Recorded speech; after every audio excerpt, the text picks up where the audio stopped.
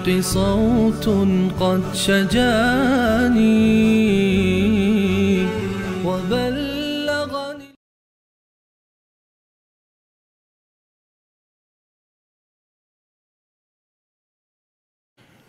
بسم الله الرحمن الرحیم. الحمد لله رب العالمین والصلاة والسلام على سید الانبیاء والمرسلین حبیبنا محمد و علی آله و صحبه اجمعین. بینندگان عزیز و گرامی، سلام الله علیکم و رحمته و برکاته.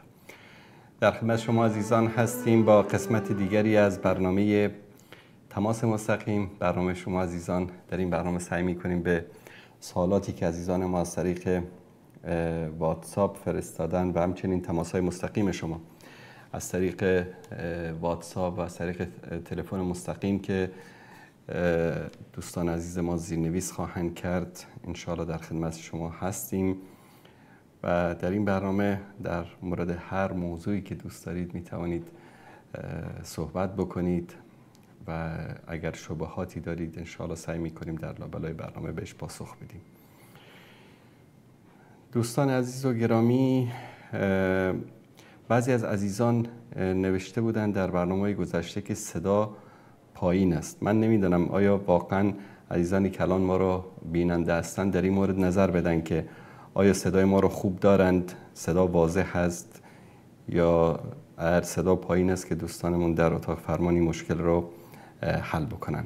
به هر حال با قسمت دیگر از این برنامه در خدمت شما عزیزان هستیم و از این لحظه شماره تماس برنامه رو هم زیرنویس کردن عزیزان. می توانید تماس بگیرید و در برنامه شرکت بکنید.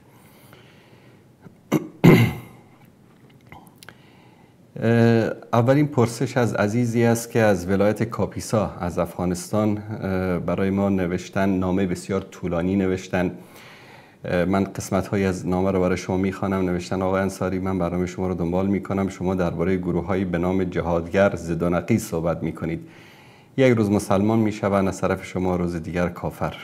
هرگز همچین صحبتی نکردیم که گروه جهادی رو یک روز کافر و یک روز مسلمان بگیم. اصلا تکفیر، ما بارها برنامه داشتیم در مورد تکفیر از خودش شرط و شرایط داره.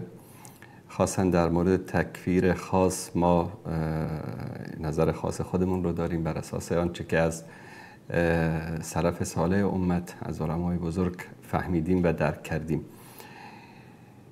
اگر منظور شما از یک روز کافر و یک روز مسلمان میگید، این است که والله گاهی اوقات نقد میکنیم. مثلا حکومت امارت اسلامی، کارهای خوبش رو تعریف میکنیم، کارهای بدش رو نقد میکنیم و هیچ کسی خالی از خطا نیست، هیچ کسی معصوم نیست.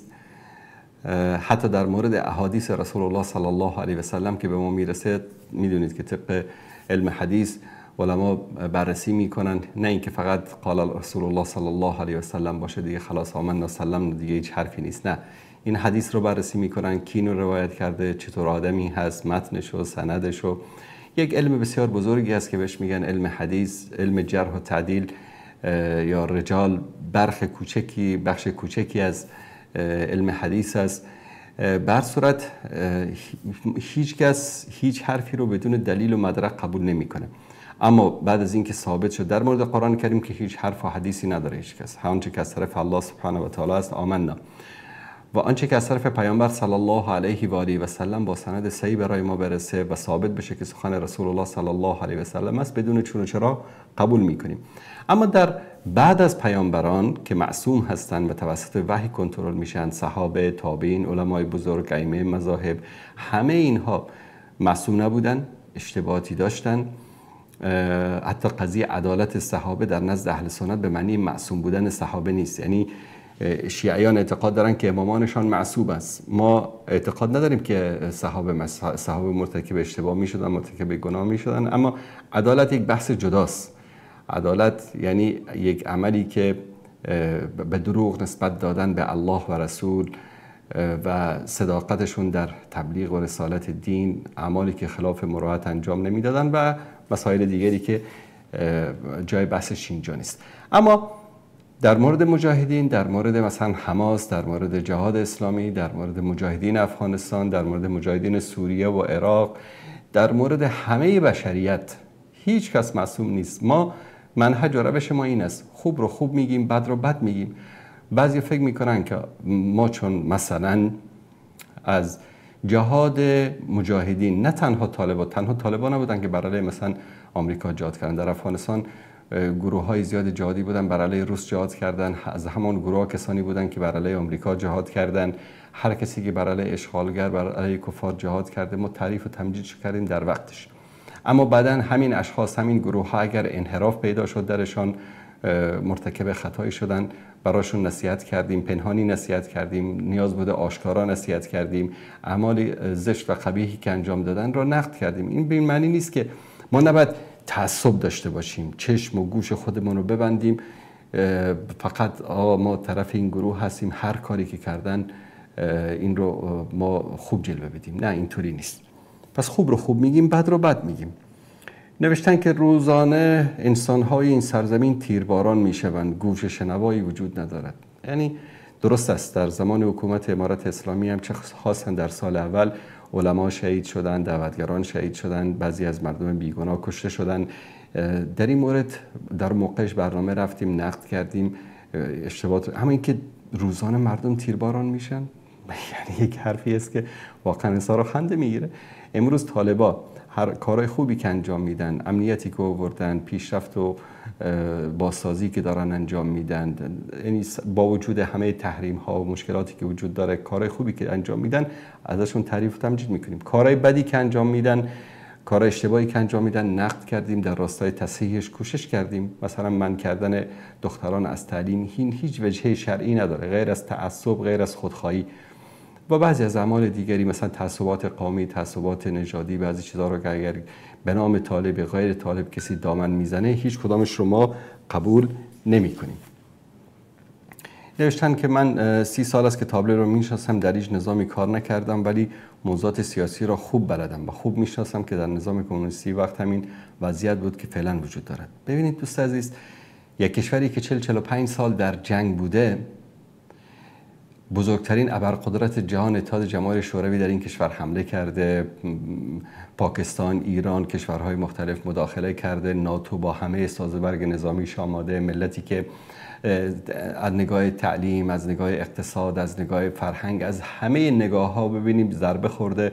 شما تصور نکنید که در خلال 24 ساعت همه چیز گل و گلستان میشه. مثلا همین نظام جمهوری که وجود داشت 20 سال با وجود همه امکاناتی که شرق و غرب براشون آماده کرده بودن، چیکار کردن؟ چه دردی را از این ملت دوا کردن؟ هیچی رو. پس صبر بکنیم، در کنارشون وایستیم، ببینیم اعمال خوبشون رو باشون کمک بکنیم، اعمال بدی اگر انجام میدهند یا وجود دارد نصیحت بکنیم، انشالله که وضعیت بهتر بشه. خب ملت ما رو ببینید الان در پاکستان، در افغانستان، در ایران، در کشورهای مختلف، در بدری مهاجرت، چه بهتر است که در وطن امن باشه، اقتصاد خوب باشه، کار تجارت باشه، وضعیت مالی مردم خوب بشه، برگردن همه در کشورشون زندگی کنن، دیگه کسی نه سر ملت ما منت بگذاره و نه ملت ما منت کسی رو بکشه. خب حرفای زیادی زدن، فکر میکنم که به همین اندازه کافی است. دوست عزیز، ما باید منصف باشیم در هر موردی، وقتی که حتی در مورد دشمنمون هم اگر باشه باید انصاف رو فراموش نکنیم. دوست عزیزی نوشتن که از ولایت فاریاب هستند، در کشور ایران زندگی میکنن. آیا کسی که به خدا و پیغمبر ایمان داشته باشد اما حضرت عمر را توهین و تحقیر کند مسلمان میشود یا خیر؟ ببینید، کسی که اصحاب رسول الله صلی الله علیه و آله و سلم را به خاطر اینکه صحابه رسول الله هستند، به خاطر اینکه دین رو ترویج دادن، به خاطر اینکه به دین خدمت کردن، اونها رو توهین و تحقیر بکنه، مسلمان نیست. اما کسی شبهه‌ای داره، کسی غلط بهش فهماندن، داستان‌های دروغین بافتن نسبت به یک شخصی از صحابه، کینه‌ای به دل داره و این کینه سبب میشه که بعضی از الفاظ زشت رو به زبان بیاره. جمهور علمای اهل سنت بر این اعتقاد هستن کسی که به اصحاب رسول الله صلی الله علیه و سلم از روی جهل و نادانی توهین و اهانت میکنه، این انسان کافر محسوب نمیشه، بلکه باید برای او بیان کرد فضایل صحابه رو، خواستن خلفای راشدین رو و از با سخن نیکو، با حکمت، با موعظه حسنه اونها رو فهماند. اما اگر کسی اونها رو تکفیر بکنه، تکفیر صحابه در مذهب احناف، تکفیر صحابه مترادف است با کفر. اگر کسی ام المؤمنین عایشه صدیقه رو تکفیر بکنه، کسی اگر ام المؤمنین عایشه صدیقه رو توهین بکنه، فحش بده، به ایشان تهمت بزنه، در این صورت این شخص کافر میشه، چرا که پاکی و ایمان ام المؤمنین عایشه صدیقه رضی الله تعالی عنها در آیاتی از سوره نور الله سبحانه و تعالی برای ما بیان کرده. در اینجا در مورد اعتقاد علمای احناف، چون بیشتر در افغانستان در تاجیکستان علمای احناف هستند، در مورد روافض. ببینید ما شیعیان رو داریم و روافض رو داریم و بارها فرق اینا رو گفتم. شیعیان کسانی هستند که محبت اهل بیت دارن، حضرت علی رو برتر از بقیه صحابه میدانند، اما تکفیر نمی کنن صحابه رو، توهین نمی کنن، لعن نمی کنن، فحش نمیدن، به ام المؤمنین عایشه صدیقه رضی الله تعالی عنها بی احترامی نمی کنن، شرک نمی ورزن. ما با اینا مشکلی نداریم. مشکل ما با روافض است. روافض علائمشون چی است؟ علامت‌های رافضی این است که به صحابه توهین میکنه، لعن میفرسته، به ام المؤمنین عایشه صدیقه دشمنی میکنه، لعن میفرسته، اعتقاد به تحریف قرآن داره، شرک میورزه، یا فلان یا علان میگه، از اونها مدد میخواد. اینا علائمشون هستند. در مذهب حنفی ما بعد از کتاب‌ها رو خدمت شما عزیزان نشون میدیم. مثلا اصول سرخسی در جلد دوم، دوستان اگر نشون بدن این صفحه کتاب رو، در صفحه 134 در اینجا میگه که و رسول الله صلی الله علیه و آله و سلم وصفهم بانهم خیر الناس فقال خیر الناس قرنی الذين انا فيهم. پیامبر صلی الله علیه و سلم فرمودن که صحابه بهترین مردمان هستند و بهترین مردمان همان قرنی هستند یا زمانی هستند که من در آنها هستم. و شریعت و انما بلغتنا بنقلهم، و شریعت هم به توسط آنها به ما نقل شده است. فمن طعن فیهم فهو ملحد منابذ للاسلام دواه السیف ان لم یتب. کسی که در صحابه تن وارد میکنه ملحد است، دشمن اسلام است. دارویش چی است؟ شمشیر، اگر که توبه نکند. این رو در زیر آیه محمد رسول الله والذین معه این رو آورده. سرخسی این رو در کتاب خودش آورده. تشکر دوستان عزیز. همچنین در کتاب تحفه اثناعشری از شاه عبدالعزیز دهلوی است، یکی از علمای بزرگ هند از احناف، در مختصرش در اینجا در صفحه 300 بله و من استکشف عن عقایدهم الخبیث، میگه و کسی که از عقاید خبیث اینها یعنی روافض پرده بردارد و ما انت علیه و چیزی که آنها بهش اعتقاد دارن، علم ان لیس لهم فی الاسلام نصیب، اینها از اسلام نصیبی نبردن. و تحقق کفرهم لدیه، و کافر بودنشان در نزد او ثابت میشد. و را منهم کل امر عجیب، از اونها چیزای عجیب و غریب میبینه. و اطلع علی کل امر غریب، از اون چیزای غریب میبینه. و تیقن انهم قد انکروا حسی و خالفوا البدیهی الاولى ولا یخطر ببالهم عطاب. و تا به اینجا که میگه مثلا که مثل الذی استوقد نارا، صفات منافقین رو در موردشان بیان میکنه و میگه که اینها کسانی که روافض هستن اینا نصیبی از دین و از اسلام ندارن. این نظر شاه عبدالعزیز دهلوی است. تشکر دوستان عزیز. اما در طبقات سنیه فی تراجم الحنفیه، یکی از کتبی است که در مورد علمای احناف نوشته شده. در اینجا در صفحه 183 میگه که و عایشه رضی الله تعالی عنها بعد خدیجه الکبرى افضل النساء العالمین. عایشه رضی الله تعالی عنها بعد از خدیجه کبرا بهترین و بزرگترین زن دنیا هست، در دو دنیا هست. و ام المؤمنین و مادر مؤمنان و مطهره من الزنا، پاک است از زنا. بریئه عن ما قال الروافض، پاک است از آن چیزی که روافض در مورد ایشان میگویند. فمن شهد علیها بالزنا فهو ولد الزنا، کسی که به ایشان تهمت زنا بزند خودش زنا زاده است. بله دوستان عزیز، تشکر میکنم. و در این کتاب دوستان عزیز العرف الشدی شرح سنن ترمیزی از محمد انور شاه کشمیری، یکی از علمای بزرگ احناف است.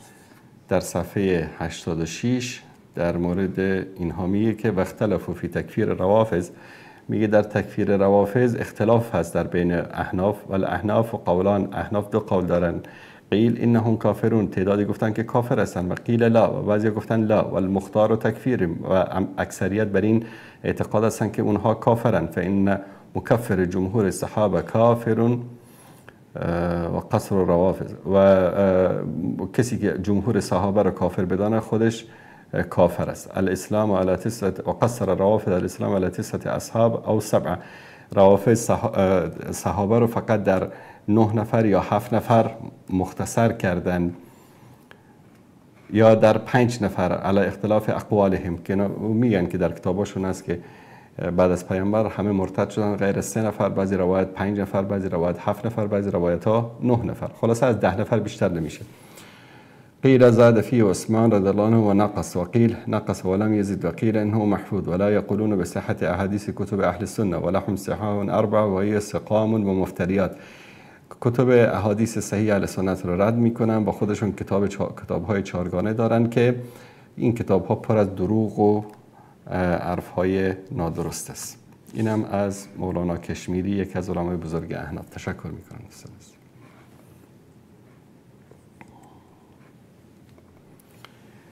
در کتاب معروف فتاوای هندیه یا فتاوای عالمگیری، یکی از کتب بزرگ احناف هست، در اینجا هم در صفحه 264 در اینجا در مورد روافض چی میگه؟ رافضی کسی است اذا کان یسب الشیخین، من ترجمه فارسیشو براتون میخونم که وقت برنامه گرفته نشه. رافضی کسی است که فحش میده به شیخین و اونها رو لعنت میکنه، والعیاذ بالله این انسان کافر است.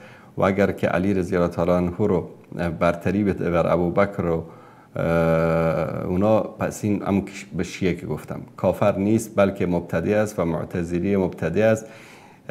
و اگر بگوید که امکان ندارد که الله سبحانه و تعالی را ببینیم، در این صورت او کافر است.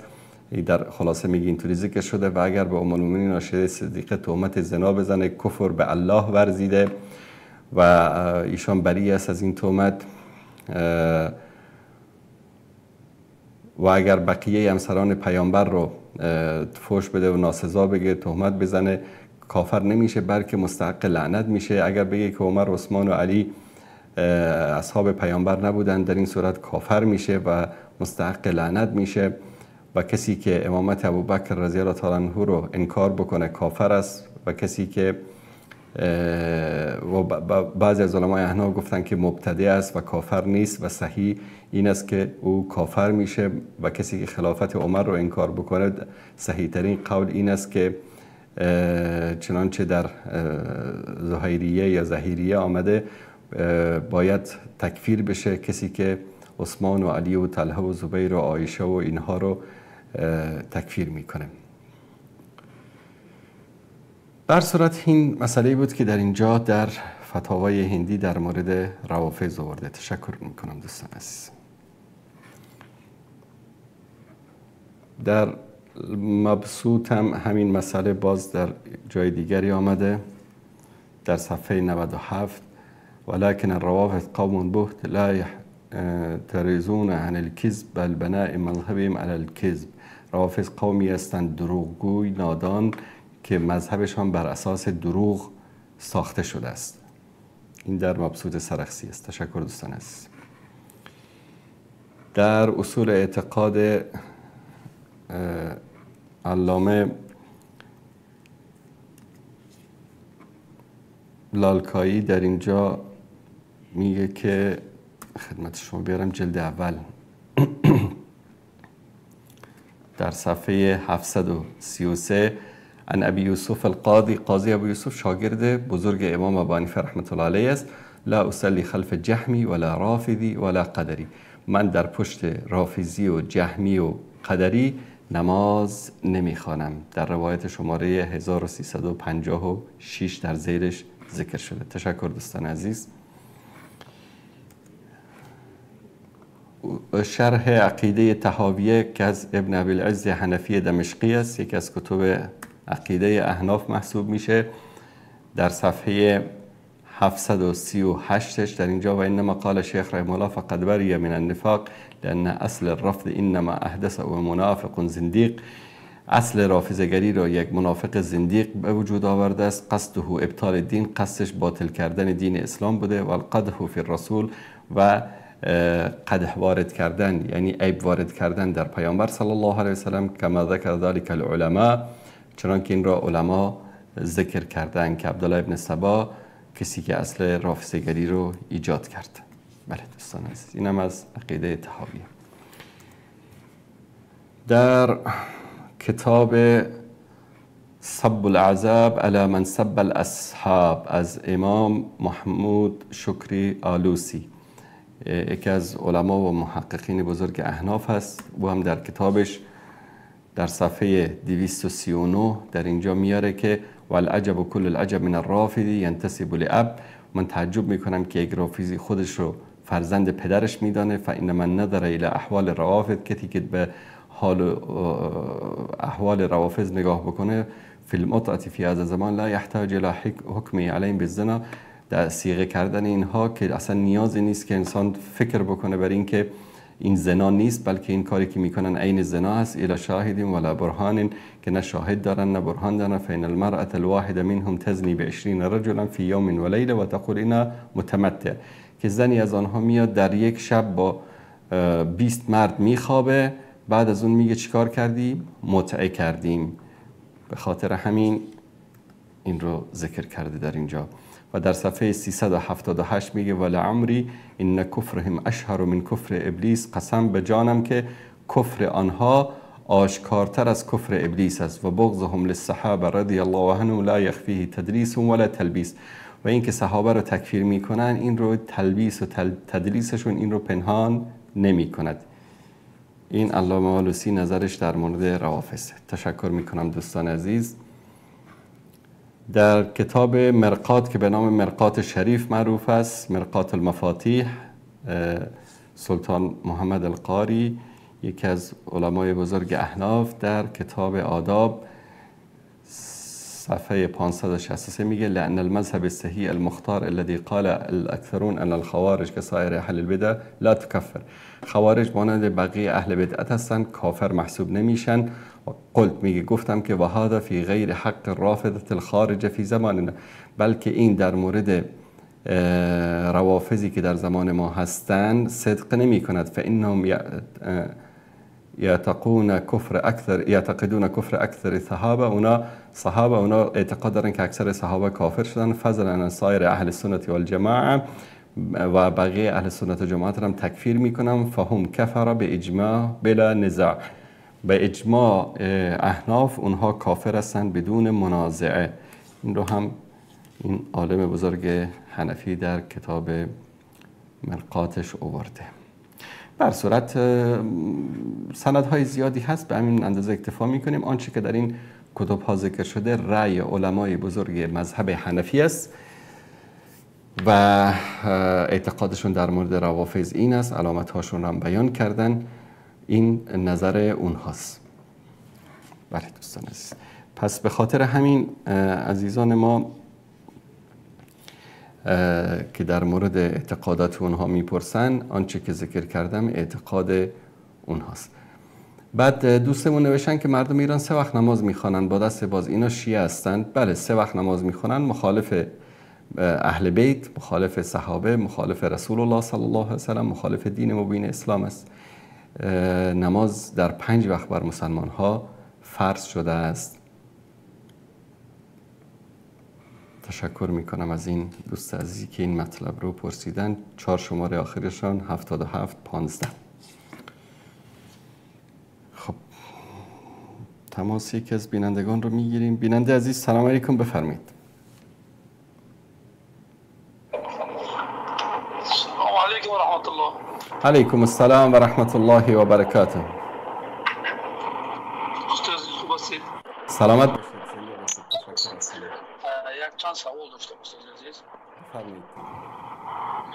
اولی اینه که انسان وقتی که ما در کار هستیم، البته در یک جای معین نیست، در زندگی روزهای جمعه که باید یک مسلمان باید در جمعه اشتراک باشه، این در جمعه ما اشتراک کردن نمیتونیم، ولی ما راننده هستیم، از شهر به شهر دیگر میگردیم، در روز جمعه را خونده نمیتونیم. درست. کسی که در سفر بین شهرها باشد حکمش حکم مسافر است. کسی که مسافر باشد نماز جمعه از او ساقط می شود الا که در یک شهری در یک بلده حضور پیدا بکند، وقت نماز جمعه باشد برود نماز جمعه خودش را بخواند. در غیر آن صورت اگر برایش مشکل است نماز جمعه از او ساقط می شود، می تواند نماز ظهر و عصر و جمع و قصر با هم بخواند.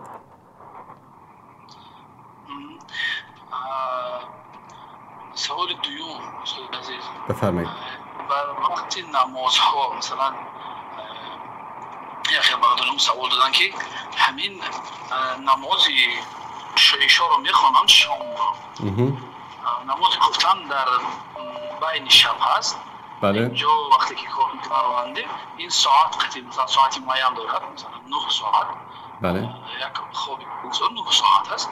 اینا میگن وقتی ما میایستیم نماز عشا رو میخوانیم باز مثلا خواب کنیم باز مثلا بیدار شد، همین میگن ما بروقتر میخوانیم، مثلا ساعت 9:30 میشود نماز شام. بله.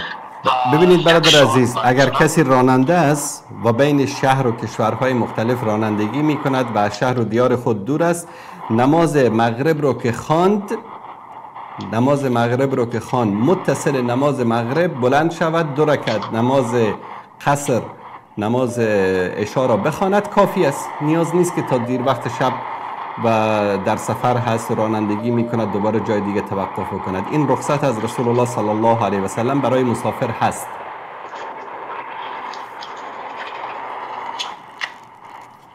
سوال دیگری هم دارید برادر عزیز؟ سوال دیگری هم دارید؟ سوال دیگر، اما آیا مثلا برادران ما را مثلا ظلم می شود در هر جا که هست، مثلا هر یک مسلمان، آیا تک مسلمان هایی که در مثلا روی دنیا زندگی می کنند آیا همه اینها جوابگر هستند؟ مثلا مخصوصا به همه معلوم که برادران فلسطین. بله همه مسئول هستند، همه هر کس به اندازه استطاعتش. رسول الله صلی الله علیه و سلم میفرمایند من را منکم منکرا فلیغیره بیدی. کسی که یک چیز بدی رو میبینه که ظلم داره میشه بالای مسلمان ها، باید با دستش تغییر بده. الان با دست کی میتواند تغییر بده مشکلات مردم فلسطین رو؟ حکام، رهبران کشورهای اسلامی که در همسایگی فلسطین قرار دارند مانند اردن، مصر، اینها میتوانند با نیروی نظامی با دست با قدرت تغییر بدن. اما یک مسلمان دیگری مثلا مثل شما در تاجیکستان است، نمیتواند. فإن لم یستطع، اگر این نمیتواند با دست تغییر بدهد فبلسانه، با زبان خودش در فیسبوک، در یوتیوب، در منابر، در بین دوستا، در مجالس این ظلم و جنایت ها رو بازگو بکند و مردم رو بر علیه این ظلم و جنایت بیدار بکند.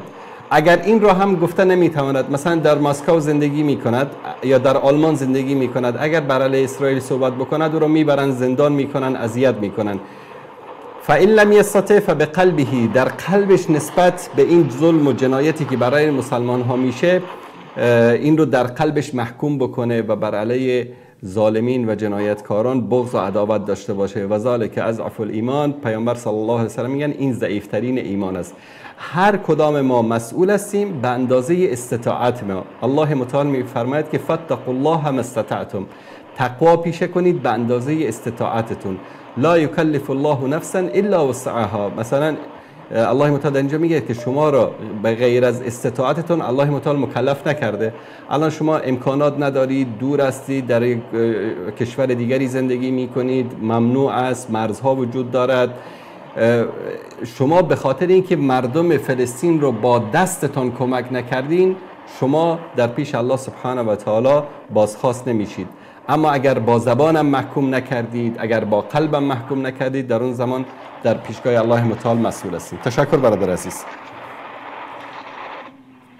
بهترین استاد عزیز همین بایکوت نمیکنن مثلا این وان ممکن نیست خوردنش. بعد از همین شنیدن همین تماما مفرز کردیم. حتی از لحظه بینی که همین الکلی‌های گازی که هست میخوام از قهرون دیگر از همین هم دیگر دست کشیدیم. هر نوع الکلی گازی که هست ما دیگر از اون دست کشیدیم. بهترین کار رو کردیم. که صاف شود مثلا عموما دیگر با کلی چیزی را انسان یک بدبینی کند. دقیقاً. شما که دیگر اون دیگر اون دست نمیزنم. دقیقاً. از دست اومدم همین قدر کردیم. الله متعال قبول کنه. تشکر برادر عزیز. تشکر. زنده باشید. خدا نگهدار شما. بله، همین بایکات کردن یکی از روش‌های هم تغییر به ید است، به دست است، هم به زبان است. شما مثلا شرکت پیپسی، شرکت کوکاکولا، KFC، ماکدونالدز، کینگ برگر اینا کمک کردن. مثلا نیوا، همین کرم نیوایی که خیلی استفاده میکنن، یا سیگنل تو مثلا، قهوه، شرکت های معروف قهوه مثلا مثل نسکافی مثلا، کینگ برگر، اینها حتی علنا کمک کردن، بسته های غذایی فرستادن برای سربازان اسرائیلی. ما اینها رو مقاطعه بکنیم، اینها رو بایکات بکنیم، این یک عکس العملی است، حداقل کاری است که ما میتوانیم انجام بدیم. چون شما با هر پیپسی و کوکاکولا و ماکدونالدز و کینگ برگر و نستله و نمیدونم نسکافی و استاربکس و هر اینا رو که استفاده میکنید، از فایده‌ای که اینها از خرید شما به دست میارن یک چند درصدی رو به اسرائیل کمک میکنن و شما همین رو قطع کردید. امروز در خیلی از کشورها استاربکس بسته شد، پیتزا هات بسته شد، ماکدونالدز بسته شد و سببش بایکات مردم بود و میلیون ها ضرر کردن. گرچه شاید بعضی بگن این کجا رو میگیره؟ نه، خیلی جا رو میگیره. همین الله متعال به تو همین قدر استطاعت داده، تو از به اندازه استطاعتت باید در راه دین عمل بکنی. بیننده گرامی بفرمایید. بله، سلام علیکم. علیکم السلام و رحمت الله و برکاته. سلام بزرگوار جون، هستم، بخیر هستین؟ سلامت باشید، زنده باشید. سلام بزرگوار، درباره یک چیز از شما سوال پرسان میکنم. بفرمایید. یک کشور اسلامی که وقتی که یک کشور اسلامی، یک حکومت اسلامی در یک کشور قایم میشه، بعد از اون همین کشور اسلامی که هست به همراه یک کشور کفری که او کشور در حالتی که بر بالای مسلمانان ظلم میکنه و جفا میکنه و مسلمانان را شهید میکنه و شکنجه میکنه و اسیر میکنه، آیا همین کشور اسلامی حق داره که به همراه همون کشور کفری روابط دیپلماتیک داشته باشه یا روابط اقتصادی داشته باشه و همه مثال روابط داشته باشه؟ آیا این را شریعت و اسلام اجازه میده یا نمیده؟ به خاطر همین شما را مزاحم توصیل. باشه، چشم، در این مورد صحبت میشه استاد؟ بله، در این مورد گفتم صحبت میکنیم. چی گفتین؟ در این مورد صحبت میکنیم. جواب نمیدین؟ ببینید، اصلا مسلمان ها مکلف هستند، چه دولت ها، چه افراد، چه سیاستمداران، چه علما، با کشوری که با مسلمان ها درگیر هستند با آنها مقاطعه بکنند، با آنها روابط نداشته باشند. نه تنها روابط نداشته باشند، بلکه برای کمک به برادران مسلمانشان اگر استطاعت داشته باشند با آنها وارد جنگ شوند. چون الله سبحانه و تعالی در قرآن کریم به ما میگه که یا ایها الذین آمنوا لا تتخذوا اليهود والنصارى اولیاء، ای مسلمانان، ای مؤمنین، یهود و نصارا رو دوست نگیرید. دوست امروز داشتن روابط دیپلماتیک، امروز داشتن روابط سیاسی به معنی قبولی دوستی آنهاست. مادامی که یک کشور کفری با مسلمان ها درگیر است، با آنها نباید روابط داشت، با آنها نباید رفت آمد داشت و کل روابط سیاسی، اجتماعی، اقتصادی، تجارتی همه باید با آنها بسته شود. این اصل دین این است. پس وقتی که همه کشور اسلامی به همراه همه کشور کفری که دولت ظلم است برای مسلمان ها رابط میکنه، پس ما چطور یک نگاه داشته باشیم در ارتباط همه کشور اسلامی که آیا این اسلامی شده میتونه یا نمیتونه، چه قسم است؟ ببینیم برادر عزیز و گرامی، ما یک سری قواعد و اصول دین رو بیان میکنیم. امروز مردم غزه فریاد میزنن ای مسلمان ها به ما کمک بکنید، درست؟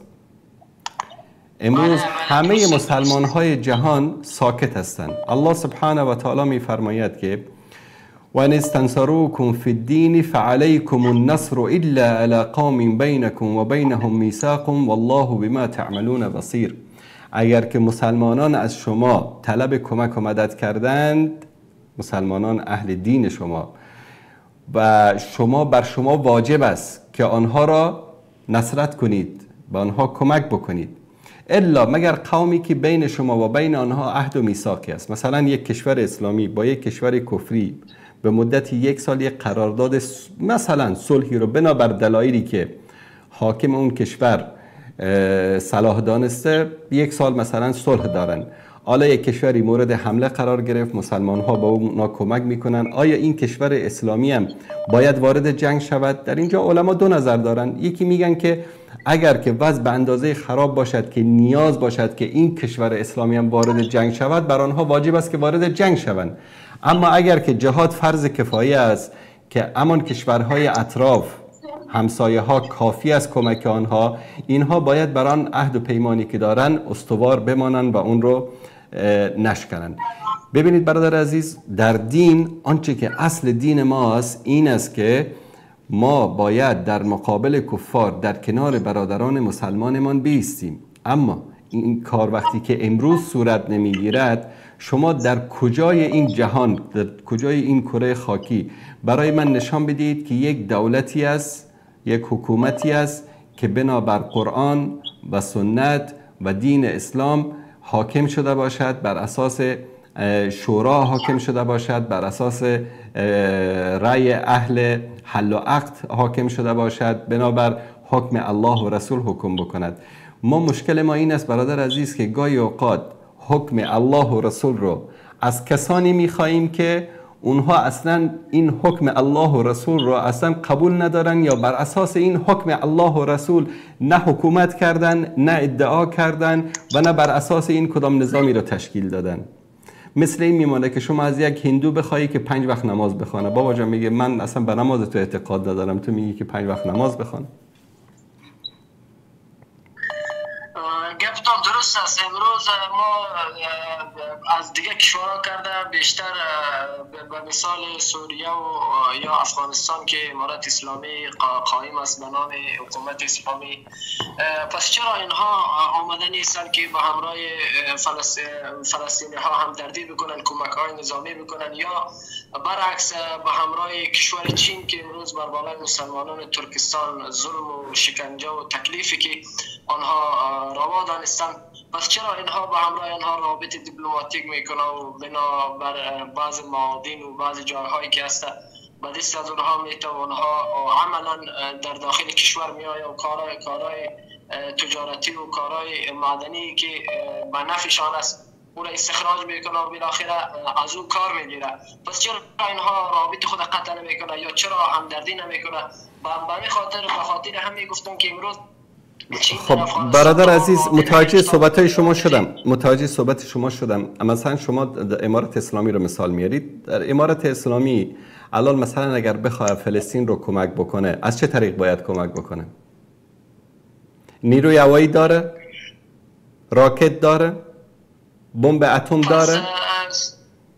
الله متعال. ببینید برادر عزیز، همین سوریه امروز جزئی از خاک سوریه که یک قسمتی که در شهر سویدا و اطرافش که دست یک گروه درزی است، یک گروهی که اصلا یکی از فرقه‌های شیعه محسوب میشوند، از شیعه اسماعیلی جدا شدن، در آنجا وقتی خواست حاکمیت خودش رو در آنجا تثبیت بکند، اسرائیل آمد وزارت دفاع سوریه رو در دمشق بمباران کرد.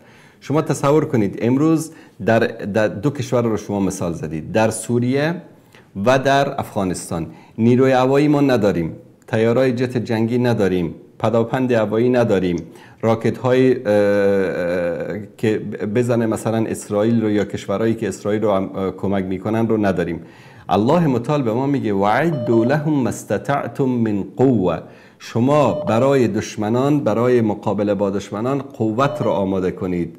رسول الله صلی الله علیه و سلم میفرماید الا ان القوه الرمی، قوت که است در اینجا معنیش چی است؟ شلیک کردن است، فیر کردن است. وقتی که یک کشور اسلامی، یک گروه اسلامی سلاح نداشته باشه، مهمات نداشته باشه، قوت نداشته باشه، شما از او میخواهید که مثلا بره با اسرائیل بجنگه. ما نمیگیم که مسلمان ها نجنگن، بجنگند، اما با سلاح بجنگن، با امکانات تکنولوژی بجنگن.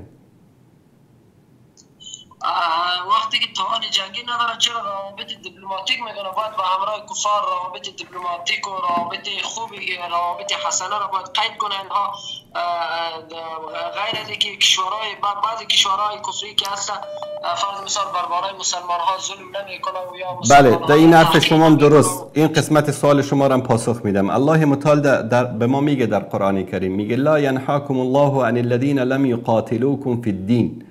الله شما را مانع نمی شود از این که با کسانی که با شما نجنگیدن به خاطر دینتان، ولم یخرجوکم من دیارکم، که شما را از اهل و دیارتان اخراج نکردن، شما را از کشورتان مهاجر نکردن، ان تبروهم و تقسطوا الیهم ان الله یحب المقسطین، با آنها نیکی بکنید، احسان بکنید. نیکی و احسان در اینجا چی است؟ روابط داشته باشید، تجارت داشته باشید، خرید و فروش داشته باشید.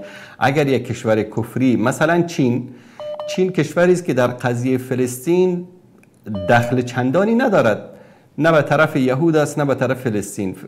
چین یک کشوری است که فعلا در پی این است که یک غول اقتصادی در دنیا بگردد، هدفش اقتصاد است. و امروز دولت افغانستان، پول افغانستان در پول بانک مرکزی افغانستان در آمریکا بلوکه شده است. روابط اقتصادی با افغانستان از 4 طرف قطع است.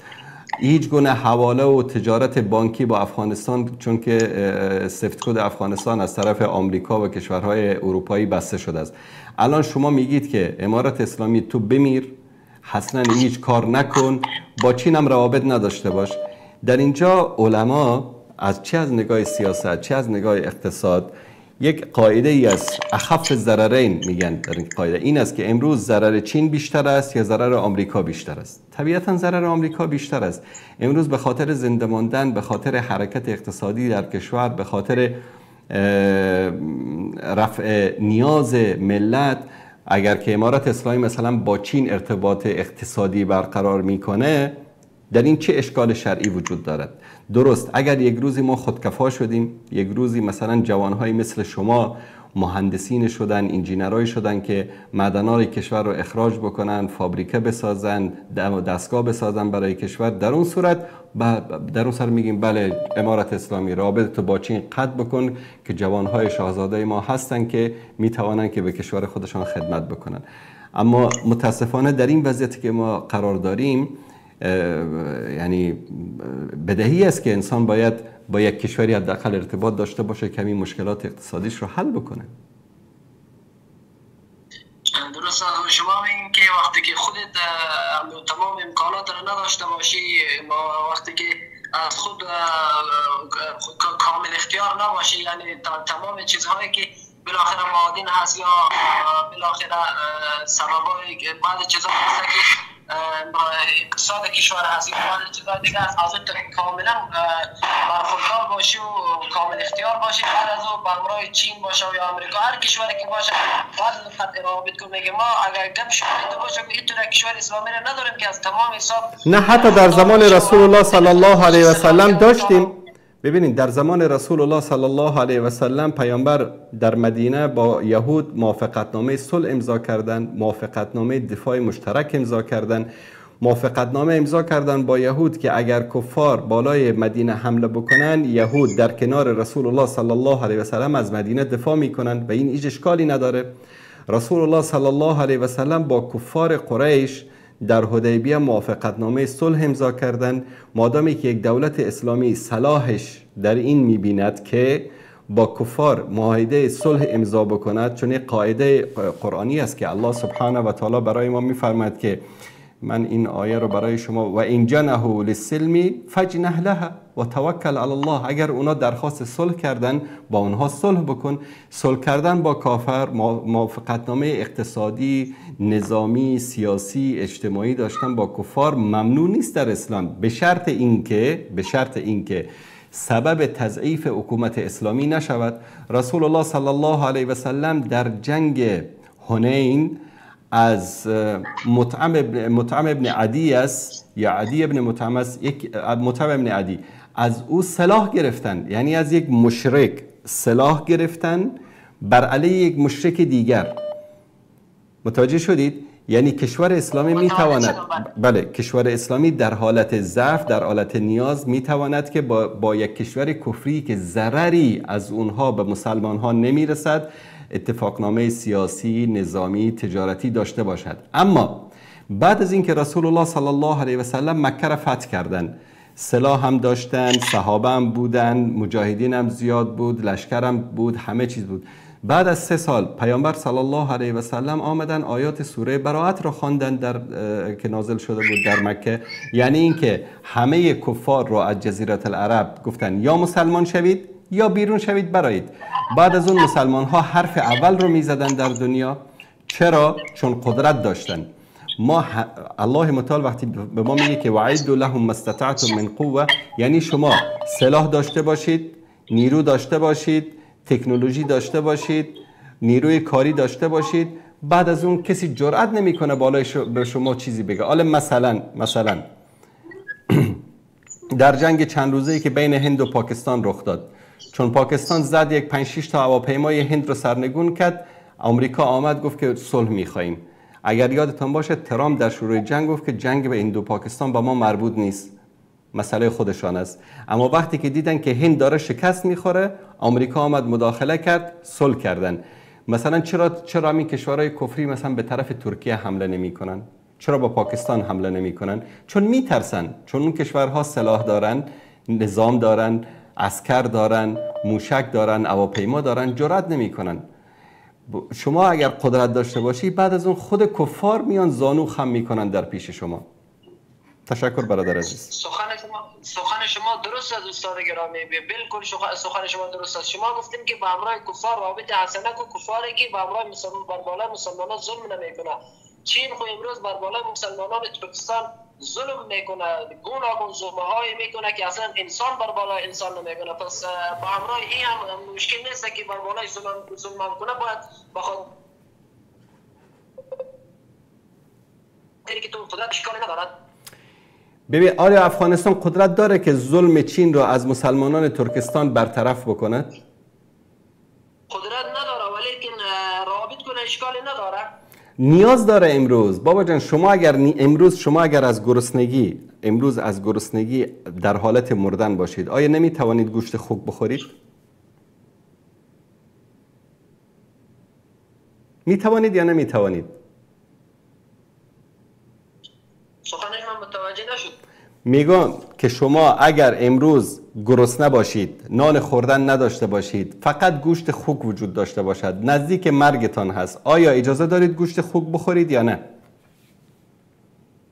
بله، قرآن اجازه میگه به اندازه ای که تو نمیدی با اون اندازه بخور اشکال نداره. خلاص همین رو در حق یک کشور اسلامی هم در نظر بگیرید که وقتی نیرو نداره، قوت نداره، زور نداره، پول نداره، اقتصاد نداره، هیچی نداره، آیا به خاطر رفع مشکلاتش که کارد به گلویش هم رسیده باشه، کارد به استخوانش هم رسیده باشه، نمیتواند با چینی که ضررش به مسلمان ها نسبت به آمریکا و اسرائیل کمتر از رابط اقتصادی برقرار کنه؟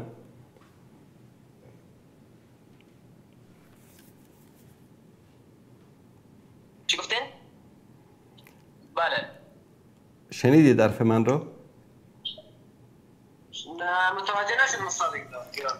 گفتم وقتی که شما به خودتان اجازه میدید در وقت نیاز گوشت خوک بخورید، وقتی که نیاز دارید، وقتی که دارات اضطرار هستید، آیا برای یک حکومت اسلامی که در حالت اضطرار هست و نیاز دارد با دشمنی که ضررش نسبت به آمریکا و اسرائیل کمتر است روابط برقرار بکند به خاطر اینکه مشکلات خود را رفع بکند، این اجازه را به حکومت نمیدهید؟ پس شما میگین که اجازه هست؟ من نمیگم اجازه است، در حالت اضطرار. دقیقاً مثل گوشت خوک. گوشت خوک حرام است، جایز نیست، اما اگر شما نزدیک مرگتان باشد اجازه دارید گوشت خوک رو بخورید. این رو با اون قیاس بکنید. درست است. خیر ببینیم. تشکر از شما. پس بخاطر امیر و امروز شما به تماس گرفته بودم. سلامت باشین، زنده باشین استاد عزیز. تشکر از شما، زنده باشید. خدا نگهدار.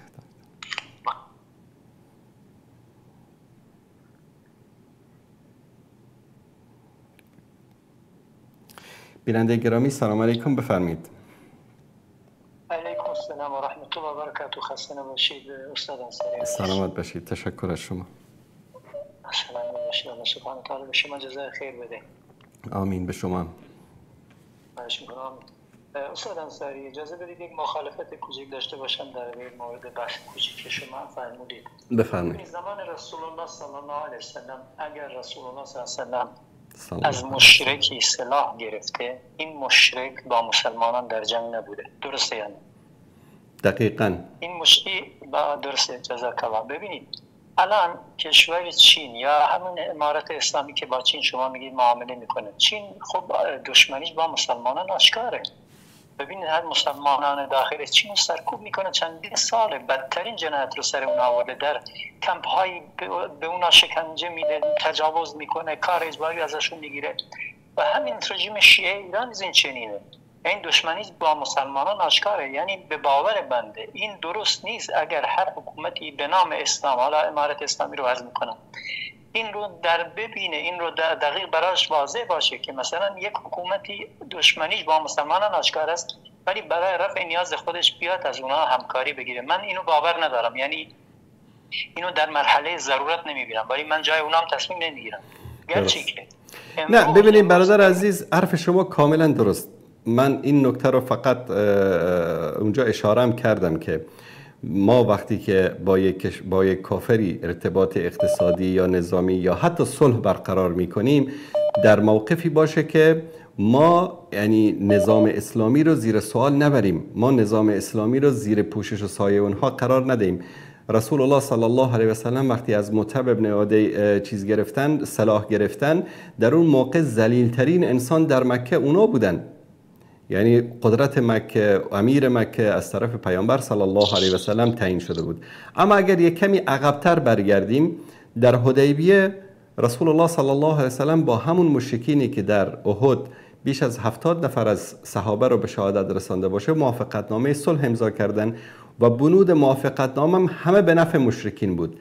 یعنی مثلا یکی از بنودش این بود که اگر یک مشرکی به رسول الله پناه می برد، رسول الله اون رو تسلیم می کرد. اما اگر یک مسلمانی به رسول الله صلی الله علیه و سلم پناه می برد، پیامبر صلی الله علیه و سلم حق نداشت اون رو نگه داره، اون رو باید برمیگردان به مشرکین.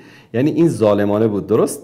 حتی سیدنا عمر اعتراض کرد، گفت یا رسول الله آیا ما بر حق نیستیم؟ آیا این دین بر حق نیست؟ آیا تو پیغمبر خدا نیستی؟ پس چرا ما باید این ذلت رو باید تن بدیم؟ گاهی اوقات بعضی چیزا ما مثلا ما اگر بیم در جایگاه یک حکومت قرار بگیریم که 40 میلیون جمعیت، از یک طرف پاکستان با اون شرارت، از یک طرف حکومت آخوندی با این فجایع و دشمنی که داره، چی کار بکنن؟ الان شما بگید امارت اسلامی چی کار بکنه؟ با کی ارتباط برقرار بکنه؟ شما درست میفرمایید، ولی من میگم جای اونا نیستم که تصمیم بگیرم، ولی در کل اسلام ما امروز متاسفانه اون اسلامی نیست که صدر اسلام بود. یعنی با شما 100% موافقم. من آیاتی رم که در شروع صحبت ها خواندم، در جواب اون برادر که سوال کرده بودن، آیاتی رم که خواندم گفتم که آنچه که امروز ما در جهان میبینیم هیچ جایی حکومتی که طبق قرآن و سنت باشه وجود نداره. امیال در افغانستان چند روز پیش خبر شدیم یکی از علمای بزرگی رو، شیخ عبدالسمیع غزنوی، مولانا عبدالسمیع غزنوی که از علمای بزرگ افغانستان رو به خاطر یک مخالفت سیاسی بردن انداختن زندان. پیرمردی که شاید عمرش بیش از 90 سال باشه. در کجای اسلام این رو گفته که کسی با تو مخالفت سیاسی که تو بندازش زندان؟ انشالله در این مورد روز سه‌شنبه برنامه ویژه خواهیم داشت انشالله. انشالله. بله درسته. ببینید در صلح حدیبیه رسول الله صلی الله علیه و با وحی در ارتباط بودن، ولی شما بازم اینم اشاره بکنید که امام ابوبکر رضی الله عنه بعد از وفات رسول الله صلی الله علیه و که تمام مهاجرین و انصار رضی الله عنهم اجمعین اختیار اموراتشون رو دادن دست این انسان بزرگ رضی الله عنه. ایشون با این لشکر کم که اکثرا در شبه جزیره عربستان مرتد شدن یک تنه جنگی گفت من می جنگم. درست. یعنی ببینید جرأت مسلمانان به باور بنده، شجاعت و دلیری مسلمانان ما برای اون چیزی که ما تصور میکنیم. مثلا در جنگ بعد شما ببینید تعداد مسلمانان 313 نفر در برابر 1000 و اندی نفر از مشرکان پیروز شدن. یعنی اینکه واقعا بخوایم مقایسه بکنیم درست نیست به باور بنده، ولی شما به هر صورت صاحب اختیار هستی و نظرات خودتون رو دارید. ببینید یک موضوع دیگه درباره کسانی که واقعا میگم، یعنی اولا من باید عرض کنم که امروز وظیفه ما مسلمانان اینه که واقعا ما مسلمان، ما که اهل توحید و یکتاپرستی هستیم، نه که اهل قبر پرستی و شرک و اینا هستیم. ما با این کار ندارم، من داخل اسلام اینا رو نمیدونم، خلاص این یه بحث مفصلیه.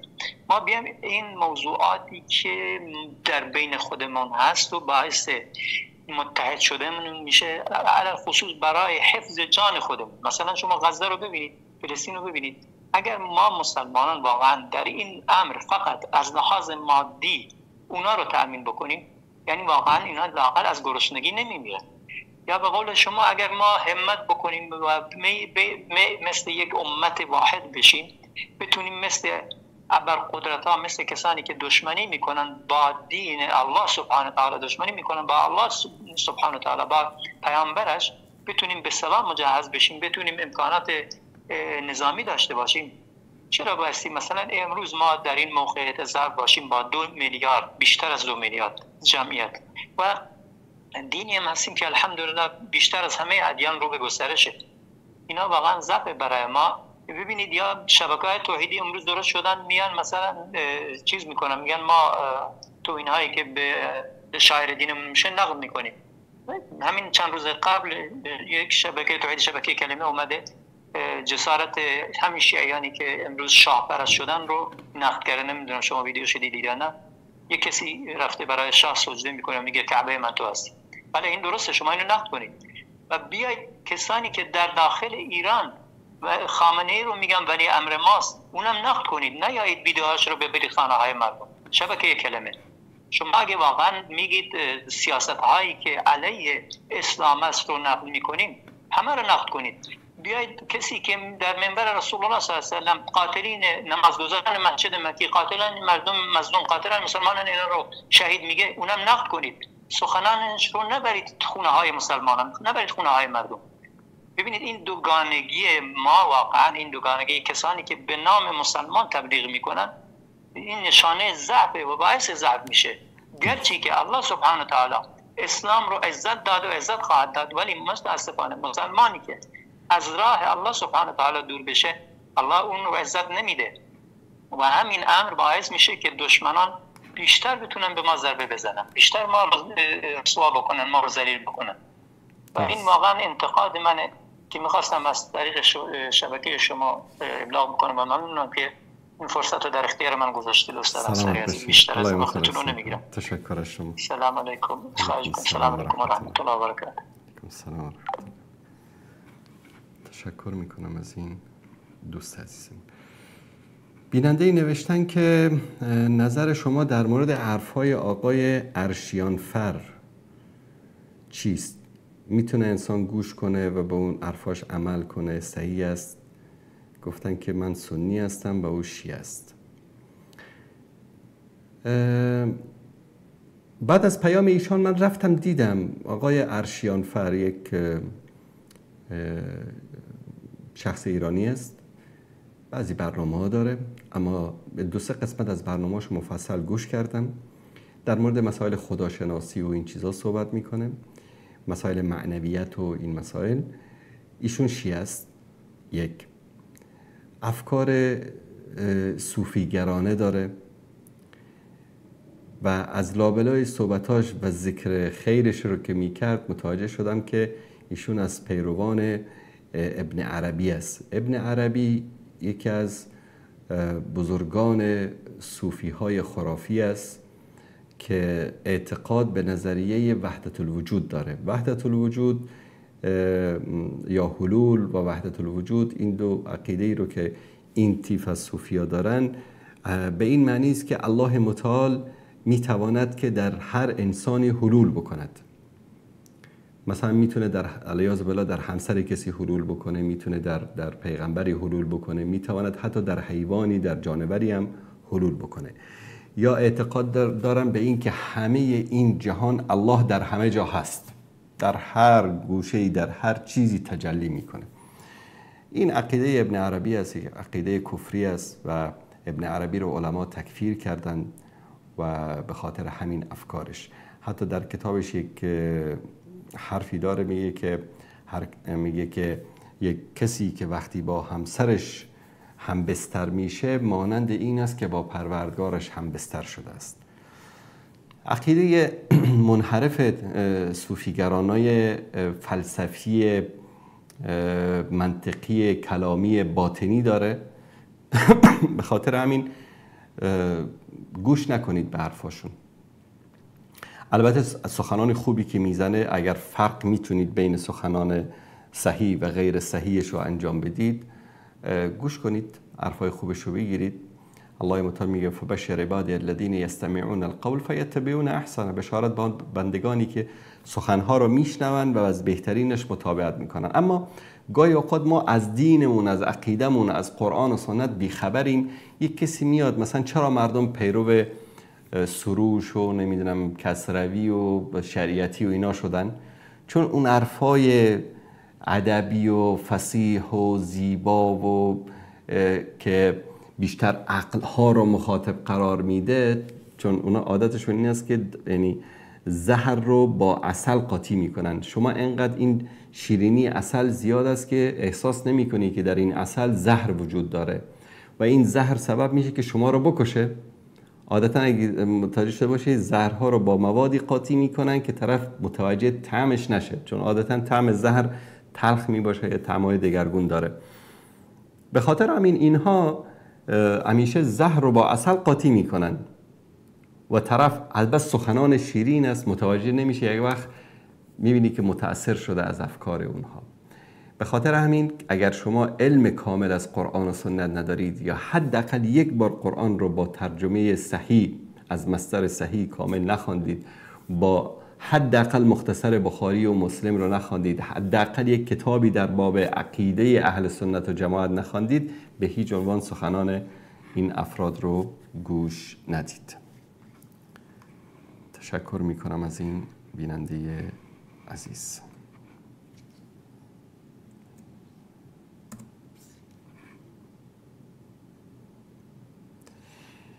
بیننده نوشتن که یکی از پرسش‌های رایج در حوزه علم کلام اسلامی حکم نسبت دادن اسلام به برخی از فرقه‌های باطنی و متأثر از تشیع از جمله فرقه اسماعیلیه. نظرتان در مورد این فرقه چیست؟ ما یک زمانی شاید یک 2-3 ماه قبل دوستی عزیزی پرسید بودن، خلاصه پاسخ دادم نظر علما رو. یک سری از دشنام‌ها خاصا از طرف اسماعیلی‌ها، دشنام‌ها که نه تو شما داری تهمت میزنی فلان، این ما نیستیم. ببینید دوستان عزیز، خیلی از درزی‌ها امروز از اعتقادات درزی‌ها خبر ندارن. خیلی از اسماعیلی‌ها از اساس اعتقاد فرقه آقاخانی یا یکی از فرقه‌های اسماعیلی اطلاع ندارن. شیعیان اثناعشری امروز خیلی هاشون از کتاب‌هاشون، اعتقاداتشون خبر ندارن، همونطوری که خیلی از اهل سنت متاسفانه از اعتقادات اهل سنت خبر ندارن. اما آنچه که در مورد فرقه اسماعیلیه در کتاب‌هایشان، در مصادرشان و در مصادر علمایی که علمای فرق و ادیان هستن در موردشون هست، ما اون رو بیان میکنیم. اما یک کسی که اسمش اسماعیلی است یا در منطقه‌ای که اکثرشون اسماعیلی هستن در اونجا زندگی کرده و از اون اعتقاداتش خبر نداره اما اسمش اسماعیلی است، این طرف ما با این کار نداریم. و طرف میگه که مثلا من میام در مساجد اهل سنت نماز میخوانم، من به نماز خواندن اعتقاد دارم، روزه میگیرم، حج میکنم. با تو مسلمان هستی، تو اسماعیلی نیستی، حالا اسم تو اسماعیلی گذاشتی که در منطقه زندگی میکنی. مختصر، اسماعیلی ها فرقه ای هستن از فرقه های تشیع. همین شیعه اثناعشری که میبینید، اثناعشری چرا بهش میگن؟ یعنی به 12 امام اعتقاد دارن. ما شیعه 1 امامی داریم، 2 امامی داریم، 3 امامی داریم، 4 امامی داریم، 5 امامی، 6 امامی، 7 امامی، 8 امامی، 9 امامی، 10 امامی، 11 امامی، 12 امامی، 13 امامی و فرقایی که صدها امام دارن. همه اینها در اعتقادشون با همدیگه مشترک هستن. اعتقاد به امامت، اعتقاد به ولایت علی ابن ابی طالب، از عبدالله ابن سبع یهودی گرفته فرقه سبعیه تا فرقه شیعه اثناعشریه و الی آخره. چطور به وجود آمد؟ اینها بعد از اینکه امام جعفر صادق در زمان حیاتشون اسماعیل پسرشون رو به عنوان امام بعد از خودشان تعیین کردن، یهو قبل از اینکه امام جعفر صادق رحمت الله علیه فوت بکنه، اسماعیل فوت کرد. توجه شدی؟ اسماعیل فوت کرد. اینجا موندن، الان خود امام هم موند، یعنی الان حتی شیعه موندن، یعنی میگن در اینجا عقیده بدار رو بهش میگن که خداوند یک چیز رو خواست و بعدن خلاصه یک اتفاق برعکسی افتاد و خداوند یک چیز دیگری رو آورد. اینجا موندن که حالا چیکار بکنیم. پس امام جعفر صادق اومد امام نهم رو تعیین کرد به جای خودش، فرزند دیگرش رو، و این اسماعیل همینطور مرد. گروهی از پیروان امام جعفر صادق که تا امام جعفر صادق شیعه اسماعیلی با اثناعشری هیچ فرقی ندارن، همون اعتقادات رو دارن. گروهی از شیعیان امام جعفر صادق جدا شدن، گفتن نه، این جعفر صادق این دروغگو است علیه بالله. گفتن اصل امام اسماعیل بوده. کجا رفته اسماعیل؟ میگه دروغ میگن که این رو دفنش کردن، این رفته پرواز کرده با آسمان ها، این مهدی است. از همینجاست که فرقه اسماعیلی به وجود آمد که خودشان را پیروان اسماعیل ابن جعفر ابن محمد باقر که معروف به جعفر صادق هست رحمت الله علیه و علی آبائه اجمعین پیرو اون میدانن. از اینجا فرقه جدا شد از تشیع به نام اسماعیلیه. اینها شاخه‌های مختلفی دارن. یک شاخه نظاریه است که همین آقاخانی‌ها که هستن، کریم آقاخان که بود رهبرشون. مستعلویه هست که به اونها بوعلی ها هم میگن. درزیه است که همینایی که در سوریه چند وقت پیش آشوب به پا کردن. خب فرقای مختلفی از خود اسماعیلیه جدا شدن که معروفترین فرقایشون همین نظاریه و مستعلویه و درزیه است که در افغانستان و تاجیکستان و قسمت‌هایی از ایران اسماعیلی‌ها هستن که به اینها آقاخانیان میگن. امامت در بین اینها تا الان ادامه دارد. یکی از ویژگی‌هاشون امام نمیدونم 100 چندم است، 200 چندم است، همین کریم آقاخان بعد پسرش. میگن امامت تا هنوز وجود دارد و امام حی و حاضر رو زنده دارن. امامشون هم که در لندن زندگی میکنه. تعویلات انحرافی دارن، مخالف 100 و 360 درجه با اهل سنت مخالف هستن. هیچ هماهنگی در اصل مذهب اسماعیلی با اهل سنت وجود نداره. اینها آیات قرآن رو ظاهرش رو قبول ندارن، تفسیرها و تعبیرهای باطنی دارن از قرآن کریم و مثلا میگن که یکی مثلا هدن للناس در قرآن، هدایت است برای مردم قرآن کریم. اینا میگن نه، این ظاهر است که قرآن کریم اما باطن هدن للناس امام است. این گونه تحویلات دارن. بعد ادعا میکنن که امام دارای قدرت‌های ماورای بشری است، یعنی امام قدرت‌هایی داره که بشر نداره، یعنی یک چیزی از پشت سر امام رو از یک سری قدرت‌های میتافیزیکی است، از ماورای طبیعه است که امام رو کمک میکنه، یک چیزی مثل وحی، یک چیزی مثل فرشته‌های مخصوص. بعد اونها در بعضی از شاخه‌های، البته همه آقاخانی‌ها نه، بعضی از شاخه‌هاشون نماز، روزه، زکات، حج، اینا جایگزین توصیه‌های امام شده. یعنی امام یک سری کارایی رو میگه انجام بده، خلاص با انجام دادن اون نماز و روزه و زکات و حج از طرف ساقط میشه. اعتقاد به تناسخ ارواح دارن بعضی از اسماعیلی ها، حتی درزی‌ها کلا این اعتقاد رو دارن. یعنی به این مطلب که اگر من اسماعیلی و رضی بالله از دنیا رفتم، روح من نمیره، روح من منتقل میشه به یک انسان دیگری. بعضی‌ها اعتقاد دارن که روح انسان بد منتقل میشه به یک حیوان. مثل اعتقاد هندوها میگن مثلا انسان بد باشه روش منتقل میشه به یک میمون، به یک نمیدونم سگ. اگر انسان خوب باشه روش انتقال پیدا میکنه به یک گوسفند، به یک گاو، به یک حیوان خوب و آرام. از این اعتقادات دارن. من الان نظر علمای اهل سنت رو در مورد اینها میگم برادر عزیزی که این سوالو پرسن. امام ابن تیمیه رحمت الله علیه شیخ الاسلام در مجموع فتاوا جلد 35 صفحه 361 میگه که باطنیه از جمله اسماعیلیه از بدترین دشمنان اسلامن. آنها منافقینی هستند که در باطن دین را انکار میکنن و در ظاهر به آن تظاهر میکنن. ابن جوزی رحمت الله علیه میگه که اسماعیلیه ظاهر را انکار کردن و دین را با تعبیرات ساختگی تحریف کردن. مجمع فقه اسلامی تابع سازمان کنفرانس اسلامی در اجراس مکه سال 2008 عرض و دعوت به تعبیرات باطنی، نفع شریعت و نسخ احکام خروج از اسلام محسوب می شود، اگرچه به ظاهر نام مسلمان را بر خود بگذارد.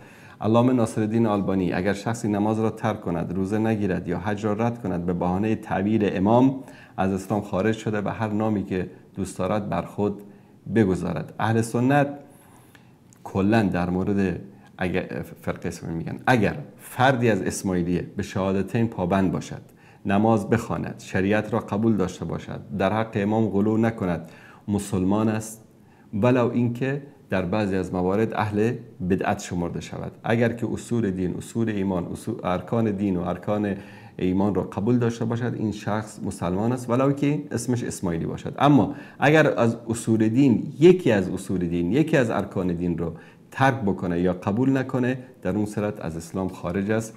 هر اسمی رو که دوست داره بالای خودش بگذاره. تشکر میکنم از این دوستی که این سوال رو پرسیده بودن.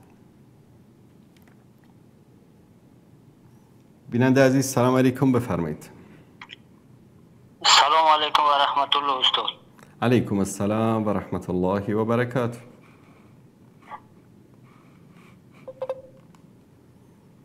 دوست عزیز بفرمایید.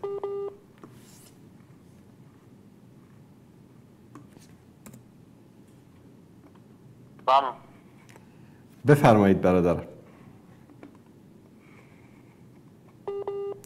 دوستمون تلفنشون مشکل داره، اینترنتتون رو کنترل بکنید، دوباره تماس بگیرید. عزیزانی که اینترنتشون مشکل داره لطف کنن اینترنتشون رو چک بکنن، یا جایی که آنتن بده خارج بشید از خونه یا از جاتون عوض بکنید تا مشکلی در تماس ایجاد نشه. بیننده عزیز سلام علیکم، بفرمایید.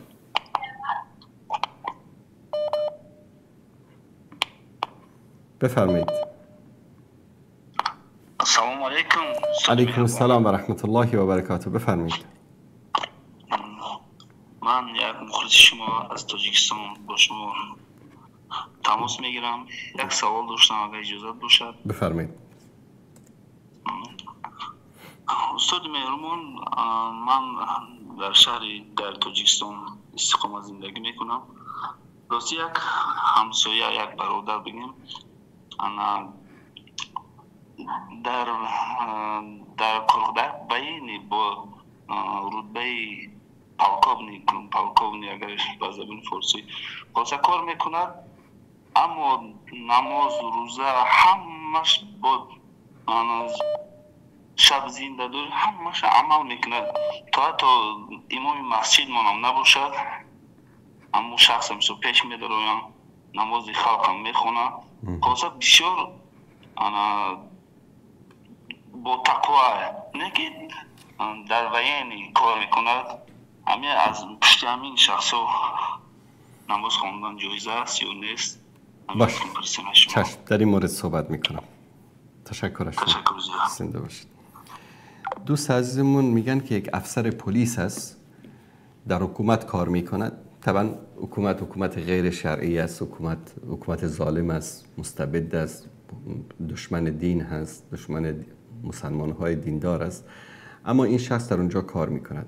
بارها در این مورد صحبت کردیم. همچین اشخاصی که در کشورهای اسلامی در زیر سایه همچین حکومت‌هایی در وظایفی که در اونجا می توانند از طریق این وظایف به اسلام خدمت کنند، به مسلمان ها خدمت بکنند، نه تنها اینها نباید وظیفه را ترک بکنند، بلکه باید تشویق بکنیم که انسانهای دیندار و انسانهای ملتزم و انسانهای با ایمان بیشتر در این گونه حکومت ها برن، جای بگیرن، به مناصب برسن و در فرصت مناسب حتی تغییر در این کشور ایجاد بکنن به نفع اسلام و به نفع مسلمان ها. این یک کار خوبی است. اما بعضی چی میگن؟ نه، اینو باید از اونجا هجرت بکنن. اصلا بعضی نوچه تکفیری ها رو دیده باشید، باید از اونجا هجرت بکنن. این اصلا معنی هجرت نفهمیدن. هجرت یعنی چی؟ هجرت یعنی تو از شهر و دیارت خارج میشی، میرید یک سرزمین دیگر، در آنجا آمادگی میگیری برای جهاد، برای جنگ، برای اینکه سرزمینت رو آزاد بکنی. آقایان کجا هجرت کردن؟ هالند. خودش تکفیری از محمد انصاری گرفته تا امام ابو حنیفه کل تکفیر میکنه. کجا مهاجر شده؟ هالند. کجا مهاجر شده؟ نمیدونم لهستان. کجا مهاجر شده؟ دانمارک. کجا مهاجر شده؟ آلمان. چرا مهاجر شدی؟ والا از ظلم طاغوت مهاجر شدیم.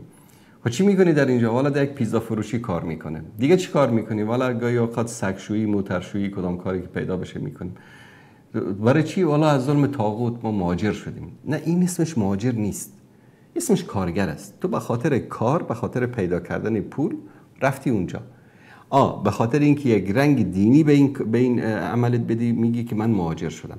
بعضیا مجبورن پیگرد قانونی است، زندان است، حکم اعدامشان صادر شده، حکم دستگیریشون شده. این قضیهش جداست، به اونا عذر قائل هستیم. اما اگر تو میتوانی در داخل کشورت در یک منصبی هستی که از این طریق مثلا حالا به همین پلیس بگی که تو کار رها بکن، این حکومت طاغوت است، تو کافر است، تو کار رها بکن، برو بشین خانه. به جای همین پلیس یک پلیس رشوتخور، منافق، دشمن حجاب، دشمن ریش فلان میاد در اونجا و از اونجا سر مردم ظلم میکنه، بعد داد و ویلای ما میبره که والله ببینید که مردم سر.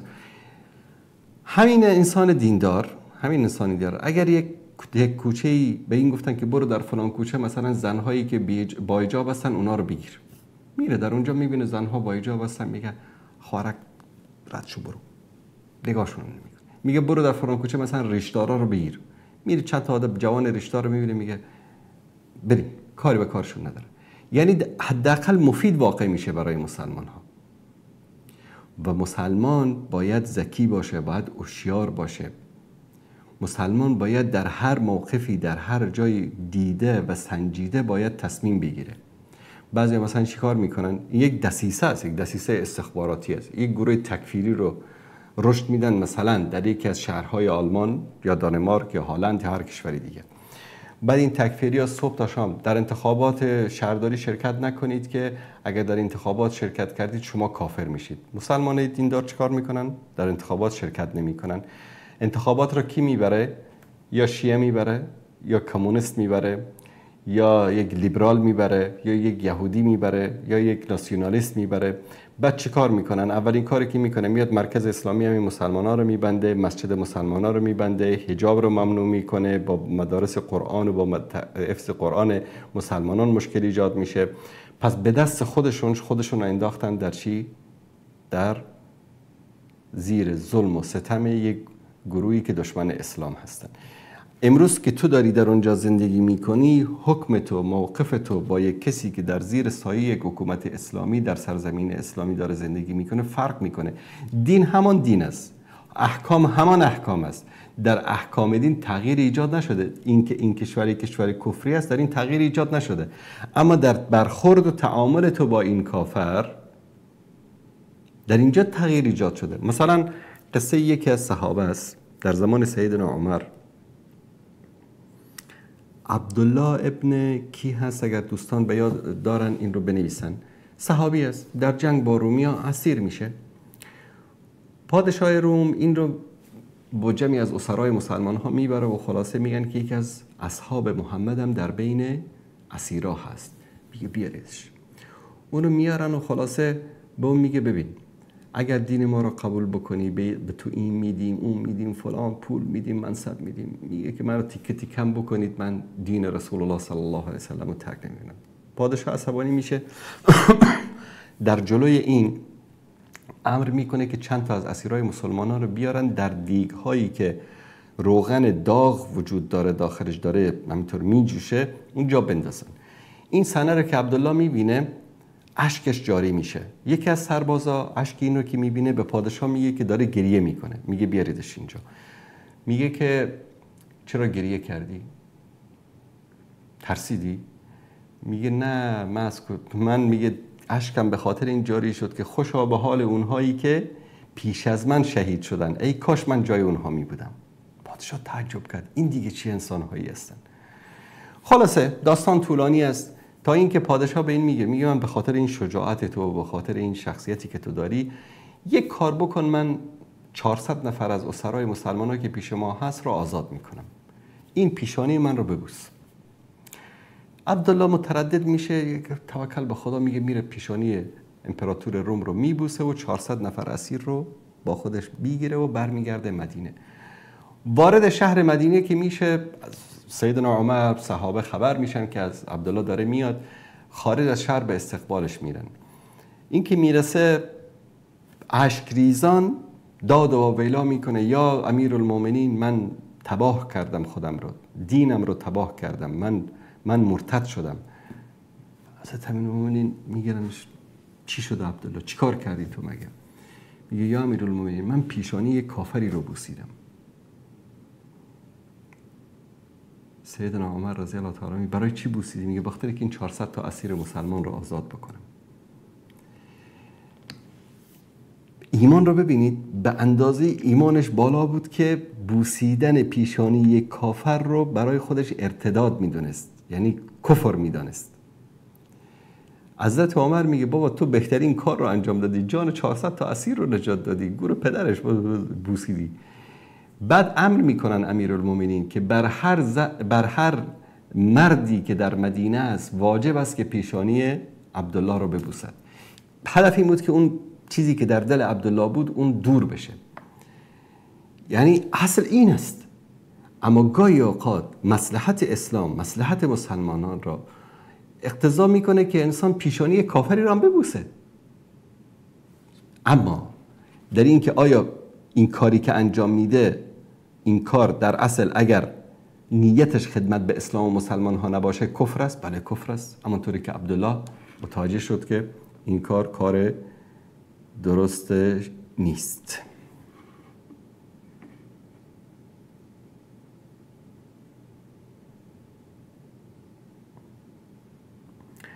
من این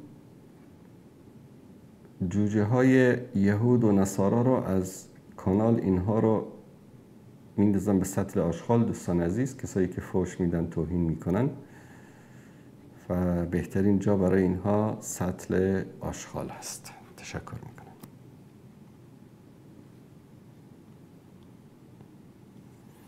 بیننده گرامی سلام علیکم، بفرمایید. علیکم السلام و رحمت الله و برکاته. سلامت خوبتین ان شاء الله. سلامت باشید، تشکر از شما. بخیر سلام باشید. استاد محترم یک دو تا سوال داشتم. بفرمایید. ان شاء الله. بفرمایید. استاد محترم من مسافر هستم، الحمدلله قرآن کریم را با تجوید روحانی بلد هستم، اما تفسیرش و معنیش را نمیدونم. بعضی آیات های کوتاه را میدونم، اما بسیار علما میگن قرآن کریم به خاطر این نمیده که ما به خاطر ثواب تلاوت بکنیم، باید معنیش را بدانیم. من متاسفانه مسافر هستم، نمیتونم کل قرآن را معنیش را بفهمم. هم بعضی وقتا ترجمه تفسیر قرآن گوش میکنم، استاد موسی عبدالرحمن حراری را گوش میکنم، بسیار خوب است ماشاءالله تفسیرش. اما نگاه من این هستم بعضی وقتا برای من ناامیدی پیش میاد، میگم ای موجب تو قرآن تلاوت میکنی معنیش رو نمیدونی، علما میگن به خاطر ثواب نیامده این قرآن کریم. از ناامیدی پیش میاد، از قرآن دور میشم. اما کی گفته؟ کدام عالم امین رو گفته به شما؟ علمایی که در ترکیه شیخ ابو حنظله تکفیری، اما تکفیری است. خب خودتان میگین تکفیری است دیگه، از اون گله نیست. برادر عزیز، قرآن کریم تنها کتابی است که شما معنیش را بفهمی یا نفهمی به خاطر قرائتش ثواب میبری. رسول الله صلی الله علیه و سلم میفرمایند که من قرأ حرفا من کتاب الله فله به حسنه والحسنه بعشر امثالها. اگر کسی یک حرفی از قرآن را بخواند برای او یک ثواب است و این ثواب ضرب 10 می شود. لا اقول الف لام میم حرف، نمیگویم که الف لام میم یک حرف است، ولکن الف حرف و لام حرف و میم حرف. یعنی شما فقط میگی الف لام میم، شما چند تا ثواب بردی؟ 30 تا ثواب بردی. درست؟ یعنی قرآن کریم تنها متنی هست، تنها کتابی است که شما به مجرد قرائتش ثواب میبرید. اما سعی کنید، تلاش بکنید که قرائت که میکنید حداقل روزای شنبه رخصت هستید یا نیستید؟ روزای یک شنبه. من روز میکنم، بسیار وقت استاد محترم تعطیل نمیکنم، اما بعد از 5 عصر بیکار هستم. خلاص بعد از 5 عصر هر روز 1 ساعت رو اختصاص بدهید به چی؟ به تفسیر قرآن. مثلا در همین بخش تفسیر تلویزیون برید، ندای حق در یوتیوب، تفسیر استاد سلیمانی است، حدود تقریبا 50-60 قسمتش نشر شده، مدت 1 ساعت است، یعنی بین 45 دقیقه تا 1 ساعت است. از ساعت 5 تا ساعت 6 این تفسیر رو گوش بکنید. بعد از 1 ماه بعداً ببینید که از تلاوت قرآن چقدر لذت میبرید وقتی که معنیش را میفهمید. متوجه شدید؟ شما من متوجه شدم. من بسیار وقتا تفسیر مفسر عبدالرحمن احرار گوش میکنم، اونم ان شاء الله که مشکل عقیده‌اش مشکل نیست، مشکلی ندارن. اما تفسیر استاد سلیمانی یک تفسیر کامل، جامع، دقیق و تفسیری است که 100% مورد تایید ماست، چون که این تفسیر رو، یعنی من شاهد هستم که استاد سلیمانی برای ثبت کردن 1 قسمت یا 2 قسمت یا 3 قسمت 1 هفته زحمت میکشن. بله. یعنی کامل قرآن کریم تفسیرشان دارن در شبکه راه. شروع کردیم الان تقریبا، من یک لحظه خدمت شما اینجا الان نشون بدم. تقریبا از بقره و آل عمران گذشتند. یعنی من الان خدمت شما اینجا تفسیر کامل قرآن کریم تقریبا قسمت چندم است اینجا؟ الان حدود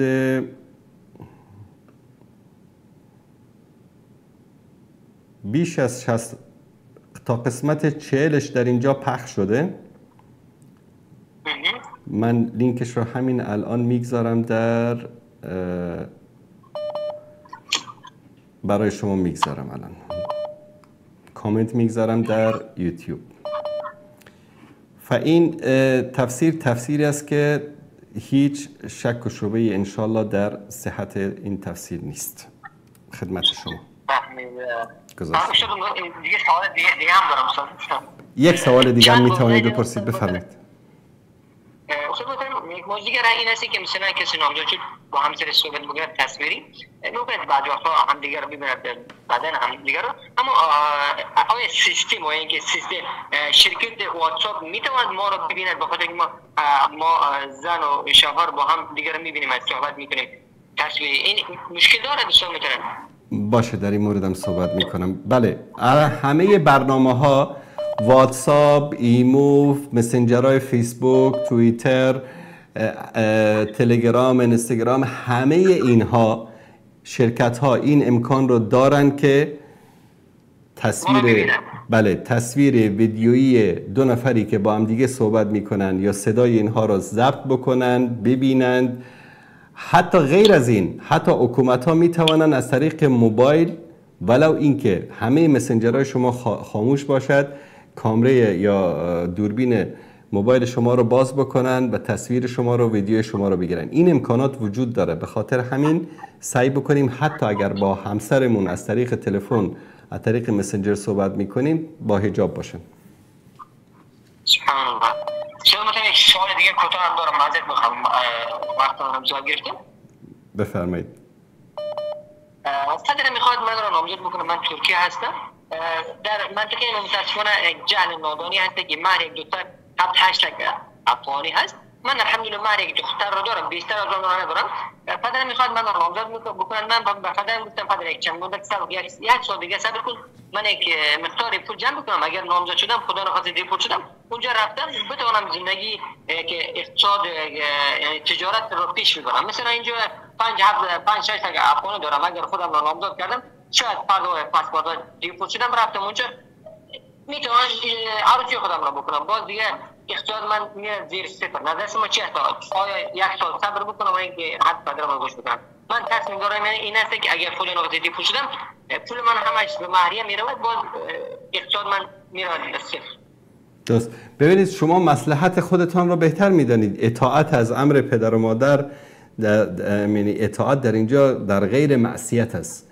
یعنی اگر پدر و مادر امر بکنه که شما همین الان بلند شو کار همه چیز رو رها بکن بیا اونجا بری بدبخت بشی بی پول بشی زندگی خراب بشه، در اینجا اطاعت نیست، اما باید با لطف و با زبان خوب اونها رو بفهمانید. بد اخلاقی و تند گفتن و زشت گفتن درست نیست. این چه دوستان مثلا من میدونم مثلا چندین رفیقای من نامزد شدن 7 لک 8 لک 10 لک اصلا مهریه نامزد شدن نصفش دادن یا تازه شروع کردن مهریه رو بدن دیپورت شدن افغانستان.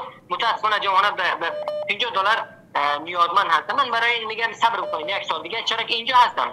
ای کاش مثلا مهریه 3 لک میشد من همین لحظه میرفتم افغانستان، هم تجارت خود رو پیش میبردم، هم ازدواج میکردم. میخوام که یک سال دیگه هم صبر بکنم ان شاء الله یک مقداری پول جمع بکنم، هم بتونم ازدواج بکنم هم بتونم تجارت رو پیش ببرم. فعلا اگر ازدواج بکنم نامزد شوم خدا نخواسته دیپورت شدم اونجا رفتم میتونم عروسی خودم رو بکنم، بعد خلاص همه پول از دستم میرود باز استاد صفر. درست. تشکر از شما برادر عزیز. الله متعال حفظتان کند. الله متعال مشکلاتتان را آسان بکند. آمین. السلام و رحمت الله و برکاته.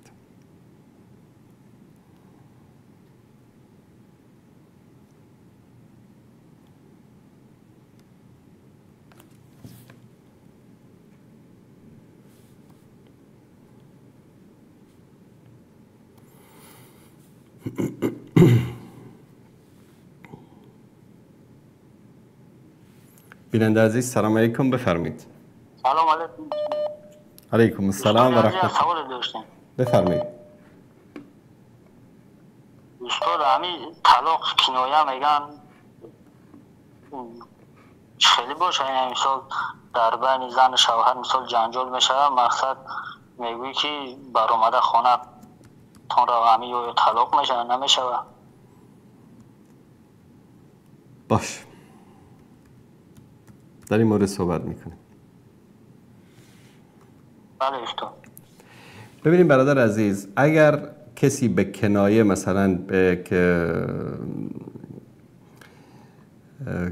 به همسرش میگه که یعنی هدفش طلاق گفتن است، بگه که پاشو برو گم شو برو خونه مادرت مثلا خونه پدرت، در این صورت طلاق واقع میشه اگرچه لفظ صریح طلاق رو بیان نکرده باشه.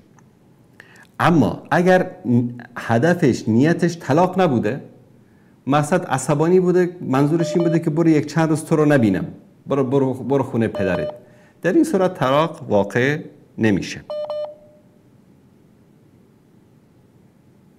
نه استاد، مقصد که ما آیدی هم خیلی طلاق خبر نداشتیم. ما مقصد طلاق هست، مقصد به زبان امیر گفتن میدونستیم که هم خیلی وقتی بگویی هم به طلاق میشه. نه برادر عزیز، مثلا یک کسی به همسرش بگه طلاق هستی، لفظ طلاق رو ذکر بکنه، درست؟ طلاق واقع میشود.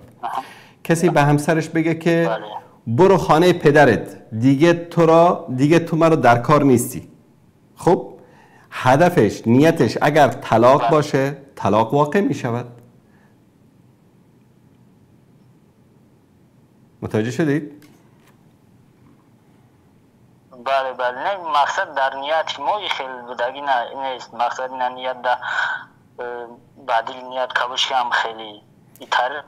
یعنی نیت شما طلاق نبودن، نیتتان فقط این بوده که یک چند روز نبینید بره خانه پدر و مادرش؟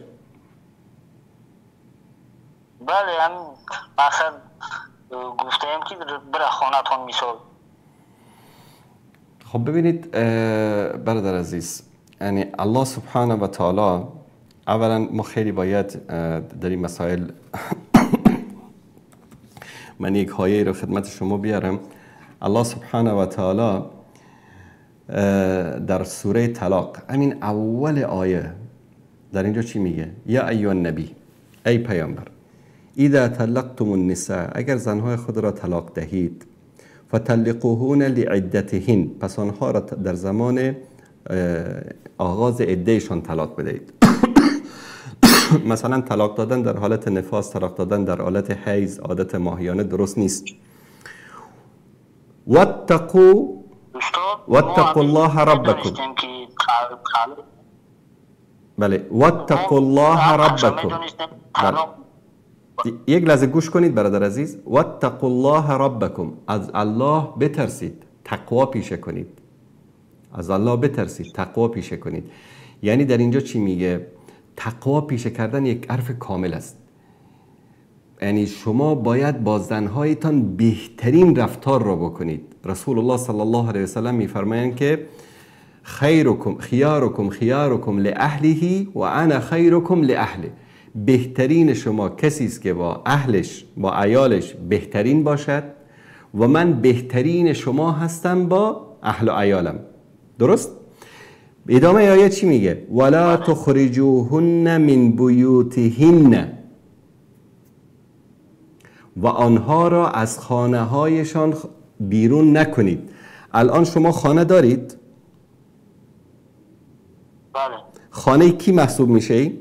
یعنی مردم میگن اسم شما مثلا احمد است، درست؟ مردم میگن خانه احمد، درست؟ بله. همین خانه را شما خریدید، بله. کار کردید، زحمت کشیدید، شما خریدید، پولش شما دادید. الله متعال میگه این خانه خانه زن تو است. ولا تخرجوهن من بیوتهن، اونها را از خانه هایشان خارج نکنید. این خیلی زشت است برای یک مرد مسلمان که زنش را در حالت غضب بگه برای از خانه برو، و این خیلی بد است، این گناه بزرگ است. الله متعال میگه حتی اگر طلاق هم دادی، ولا تخرجوهن من بیوتهن، از خانه هایشان آنها را بیرون. بابا یا رب، خانه را من خریدم، من زحمت کشیدم، من کار کردم شب و روز، پول جمع کردم، خانه خریدم، مفت میگه ولا تخرجوهن من بیوتهن. میگیم آمنا یا رب، این وحی تو است، کتاب تو است، قبول کردیم، آمنا و سلمنا. الله متعال میگه زنت را از خانهش خارج نکن. خانه‌ای که تو خریدی میگه خانه زنت. پس خیلی باید در این مسئله دقت بکنیم. بیرون کردن زنی که تو سالها با ابرای او زندگی کردی، ولو این که طلاق داده باشی، از آن خانه، این کاری اشتباه و مخالف قرآن. اما بعد از اینکه طلاق واقع شد، بعد از اینکه کاملا از هم جدا شدن، چرا الله متعال میگه از خانه بیرون نکنید؟ چون مثلا الان طرف روز شنبه است زنش رو طلاق داد، والله همون روز پشیمان میشه، هم زن پشیمان میشه هم مرد. اینطوری نیست برادر؟ همینطوری است، همه اینطوری هستن، یعنی 99% اینطوری است. وقتی که پشیمان شد، زن چی میکنه؟ زنها عادتاً میره لباس خوب میپوشه، میره آرایش میکنه. حتی در فقه، کتابای فقه رو بخوانید در این باب، در اینجا میگه که زن اگر میخواهد که مثلا دوباره برگردد، این طلاق رجعی میگن، طلاقی که ممکن است که برگردد، آرایش بکند، لباس خوب بپوشد، حتی خودش رو به همسرش نزدیک بکند، ناز بکند، و به مجرد این که اینها با همدیگه همبستر شدن، تمام، دیگه نیاز به نکاح نیست، طلاق تمام شد، رفت. ببین اسلام میخواد که این خانه و زندگی ادامه پیدا بکند، نمیخواد که اینها از همدیگر جدا شوند. اما بعد از همه اینها، بعد از اینکه گذشت مثلا 1 هفته 2 هفته، عدتش تمام شد، بعد از اون دیگه امکان برگشتش نیست، یا عادت ماهیانه شد، چون در بین 2 عادت ماهیانه، در بین 2 حیض امکان داره که دوباره برگردن بدون نکاح. بعد از اون که تموم شد، بعد از اون اگر که امکاناتش رو داشت، اگر که میتوانست خانه پدرش برود، جای دیگری برای خودش بگیرد، اگر فرزند داشت باید این مرد برای او خانه بگیرد، زندگی، حتی همین خانه‌ای که زندگی میکنه خودت برو در یک خانه دیگری زندگی بکن، این خانه رو تا وقتی که فرزندان تو رو تربیت میکند، تا وقتی که حتی زنده است. این از جوانمردی است، این از جود و کرم یک مرد است و این در اونجا حق نداری که تو بیرونش بکنی. سوال دیگری دارید برادر عزیز؟ استاد عزیز ما اویدی همی طلاق کنه خبر نداشتیم که هم خیلی هم دست نه که در این جای ما هم خیلی مقصد طلاق ما میگویم مقصد جوابت رو دادم یا یکی طلاقت رو دادم، این خیلی را طلاق میدونستیم. مقصد به زبان طلاق یا را طلاق کنایه یا که طلاق دادیم یا طلاق میدونستیم، یکی خیلی خانتون برای یا را ما نمیدونستیم خیلی طلاق میشده. ما همین صحبت ها را گوش کردم بعد فهمیدم که هم خیلی بوده است. درست. زنده باشید برادر عزیز، الله متعال حفظتون کنه. تشکرشم. من ادامه همین آیه را برای عزیزان بخونم که چون خیلی مهم است بدانن این را. الله متعال میگه که دوستان اگر نشون بدن ولا تخرجوهن من بیوتهن، اونها را از خانه هایشان خارج نکنید. واقعا جالب است، بعضی از ملحدین اینو میگن او زن نمیدونم حقوق نداره و زن در اسلام فلان نداره. بابا خانه مرد رو میگه خانه زن. ولا یخرجن الا ان یأتین بفاحشه مبینه، اینها رو خارج نکنید از خانه مگر اینکه یک کار بسیار زشتی آشکاری کرد، مثلا مرتکب زنا شده باشه. دیگه در اون وقت دیگه در زیر یک سقف زندگی کردن جایز نیست. و تلک حدود الله، این حدود الله متعال است، این مرزهایی است که الله متعال تعیین کرده.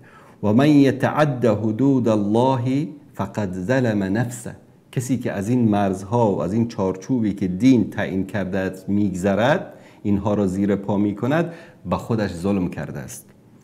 لا تدری لعل الله یحدث بعد ذلك امرا، تو چی میدانی؟ شاید الله بعد از این برای تو یک امر خوبی رو، یک چیز شایسته ای رو در نظر دارد. همین حکایتی که با این برادر صحبت کردیم. طرف طلاق میده، میگه طلاق هستی دیگه، تو رو نمیخوام، دیگه نمیخوام با تو زندگی بکنم، تمام شد رفت. اما این انسان دیندار است. ببینید برادر میگه ما این چیزها رو نمیدانستیم، باید بدانیم، از برای خدا باید بدانیم. الان فیسبوک و توییتر و یوتیوب و همه چیزش رو میدانیم، بازار و همه سیر و پیازش رو بلد هستیم. به خاطر یک چیزی اگر بخوایم وارد مارکت بشیم، بسته مارکت رو میگردیم تا ارزانتر و بهترش رو پیدا کنیم. امر دین نمیدانم، باید این چیزها رو انسان بدانه، باید مطالعه بکنه. الله متعال چی میگه؟ طلاقش دادی؟ اوکی طلاقش دادی. عصبانی بودی، رفتی قهر کردی، یک روز دو روز گذشت، پشیمان شدی، برگرد. شاید بعد از این جنگ و دعوا صفحه دیگری در زندگی باز کردی. لعل الله یحدث بعد ذلك امرا، بعد از این شما یک زندگی صفحه جدیدی رو باز کردی. و بسیار زشت است برای یک مردی که طلاق بده، از خانه بیرون بکنه، بزنه، توهین بکنه، حقارت بکنه. این خیلی بد است برای یک مرد. یا زن یا مرد وقتی که طلاق صورت میگیره ناامید نشوند که این نهایت زندگی است، پایان زندگی است. نه، شاید برای آن زن بهتر از این مرد دیگری پیدا شود با او ازدواج بکند، و شاید برای این مرد بهتر از آن زن دیگری پیدا شود ازدواج بکند. لعل الله یحدث بعد ذلك امرا، شاید الله سبحانه و تعالی بعد از این برای شما یک گشایشی، یک امر بهتری، یک زندگی بهتری رو مهیا بکند.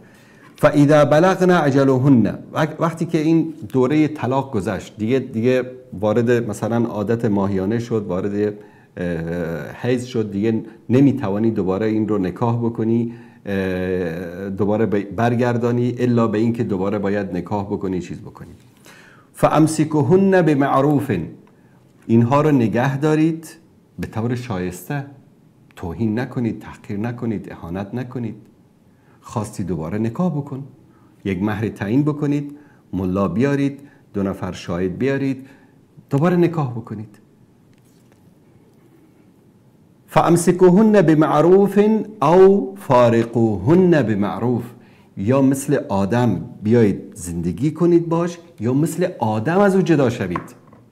بعضیا ببینید 10 سال، 5 سال، 2 سال، 1 سال از برای خدا یک سگی رو، یک گربه ای رو یک روز به همراه نگرش دار، ببین چقدر به تو وفاداری داد. یک روز یک تیکه نان برش بده تا که تو رو ببینه به طرف تو میدوه، دم تکان میده. اما 2 تا انسان رو میبینی 1 سال، 2 سال، 10 سال، 5 سال با هم زندگی کردن، بعد با کینه و بغض و عداوت و از هم دیگه جدا میشن. این زشت است برای یک مسلمان.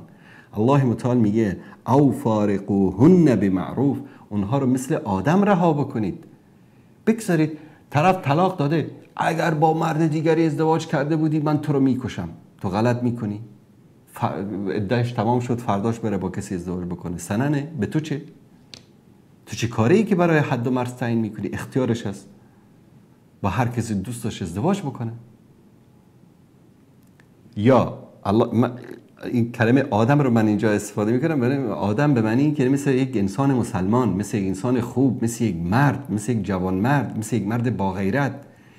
فامسکوهن بمعروف، یا مثل آدم باشون زندگی بکنید، دوباره نکاح بکنید. او فارقوهن بمعروف، یا اینکه با انسانیت، با آدمیت، با اخلاق ازشون جدا بشین. بعد در اینجا مسئله و اشهدوا ذوی عدل منکم، در اینجا مسئله شهادت مطرح میشه، چه در نکاح چه در طلاق. بهترین است که شاهد وجود داشته باشه، در حضور شاهد طلاق داده بشه. الان خیلی از مسائل طلاق رو دوستان با من مشوره میکنن. خواهری بود از افغانستان، مثلا شوهرم در تلفن به من گفته که برو گم شو، من دیگه تو رو لازم ندارم. شوهر میگه نه من همچین حرفی رو نزدم. منکر میشه. الان در اینجا اگر یک شاهدی باشه، الان مثلا حتی از طریق تلفن، مثلا امروز که نکاح و طلاق از طریق تلفن هم مردم میکنن، تلفن رو اسپیکر بگذارید، 1-2 نفری رو بگذارید، با طرف صحبت بکنید، گفت طلاق هستی، 2 نفر شاهد باشن. این اینجا مثلا احمد نشسته است، محمود نشسته است، علی، اصغر، فلان نشسته است، اینها شهادت دادن که تو منو طلاق دادی و سلام. چون فردا در محکمه، در دادگاه اینها شهادت میدن که بله ما شنیدیم که فلانی طلاق داد. ذالکم یوعظ به، این است نصیحتی که الله سبحانه و تعالی شما رو میکنه. این است که الله سبحانه و تعالی شما رو پند و اندرز میده. من کان یؤمن بالله والیوم الاخر، کسی رو که ایمان داره به قیامت و روز آخرت و ایمان داره به الله سبحانه و تعالی. و من یتق الله یجعل له مخرجا. این خطاب خواستن برای زن هاست. بعضی زن ها میترسن، یک مردی ظالم هست، ستمگر هست، بخیل هست، بینماز هست، بیدین هست، از ترس این که والا اگر طلاق بگیرم کجا برم، با او دارن زندگی میکنن. این غلط است. شما خودتون رو به الله بسپارید، تقوا پیشه بکنید، به خاطر بیدینی، به خاطر شرابخوریش، به خاطر زناکاریش طلاق بگیرید. این گونه مردها باید ادب بشن. فردا مرد شرابخوار، مرد زناکار، مرد بیدین فرزندان بیدین و شرابخوار و بیرا مثل خودش تربیت میکنه و در پیشگاه خداوند شما مسئول هستید. و من یتق الله یجعل له مخرجا، کسی که تقوا پیشه کرد، به خاطر خدا یک راهی را انتخاب کرد، الله سبحانه و تعالی راه رو برایش باز میکنه. میترسی از این که اگر این به من نان نده، اگر این به من نفقه نده، من از گرسنگی میمیرم. و یرزقه من حیث لا یحتسب، از جای به تو زن روزی میده که تو اصلا حسابش هم نکنی. بودن زنهایی که من شخصا بعضیا رو میشناسم که طلاق گرفتن از یک مرد بد جنس، بد اخلاق، بیدین. خداوند مردی رو نصیبشون کرده، دیندار، صاحب منصب، صاحب پول، صاحب رزق روزی. و من یتوکل علی الله، این مهمترین بخش است. و من یتوکل علی الله، کسی که به الله توکل بکنه. الیس الله بکاف عبده، آیا الله کافی نیست؟ بله کافی است. و من یتوکل علی الله، کسی که به الله توکل بکنه، فهو حسبه، الله براش کافی است. دیگه غم چیزی رو نخور، الله برای تو کافی است. ان الله بالغ امره، الله سبحانه و تعالی فرمان خودش رو به انجام میرسانه. آنچه که وعده کرده، امر کرده، و او عمل میکنه. قد جعل الله لكل شيء قدرا. الله سبحانه و تعالی برای هر چیزی یک اندازه‌ای قرار داده است.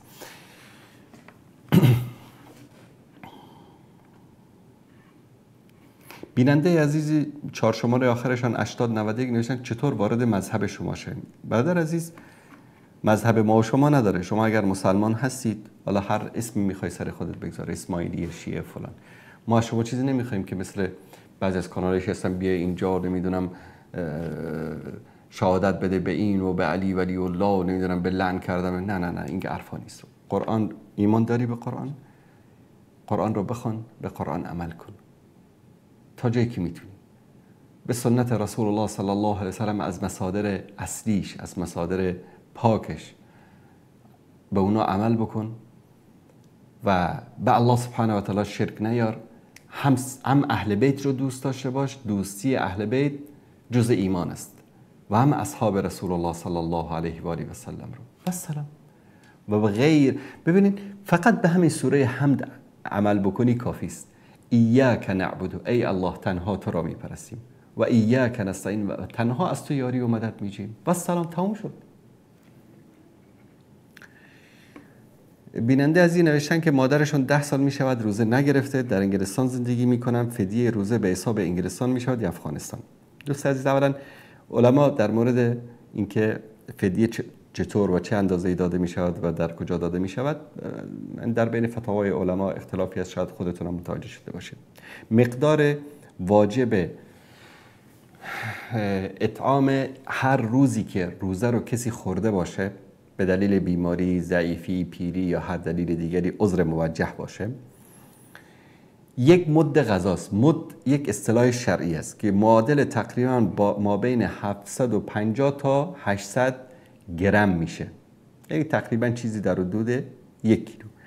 هر روز برای هر روز رمضان تقریبا 1 کیلو الان حساب بکنید شما، با اضافهش صدقه باید به مسکین غذا داده بشه. اما این رو در کجا بده؟ آیا میتونه در حاصل در این است که باید در همون کشوری که در اونجا زندگی میکنه، در اونجا اگر فقرا و مستمندانی در اونجا وجود داشته باشه در اونجا بده. اما اگر در اونجا مردم همه سیرن، کسی محتاج نیست، در کشور خودش، در کشور اصلیش، در سرزمین مادریش به اصطلاح در اونجا فقرا هستن، مستمندان هستن، از طریق یک سازمان خیریه‌ای، یک ارگانی که امور خیریه را انجام میده، یه شخص قابل اعتماد و مطمئنی باشه، به اونجا بفرسته و سعی کنید طعام بدید. این بعضی چیزای شرعی است، باید به شکل همون اصلش باید انجام داده بشه. مثلا به خانواده فقیر نبرید پول بدید، پول طرف میگیره، مثلا شاید طرف خدای نکرده انسان بدکاری باشه، بره قمار بزنه، خرج کنه، گم بکنه، یک بلایی سرش بیاره. غذا بگیرید، آرد مثلا برنج، غذای اساسی که در یک مثلا در افغانستان برنج و آرد غذای اساسی است. شاید در یک کشور دیگه خرما غذای اساسی باشه، در یک کشور دیگه مثلا لوبیا و عدس غذای اساسی باشه. غذای اساسی که در اونجا هست بگیرید، ببرید به خانه یک فقیری بدید، بگید که بهش گفتم بشه. بهتر است که این کفاره به اصطلاح روزه است از فلان شخص که برای شما فرستاده.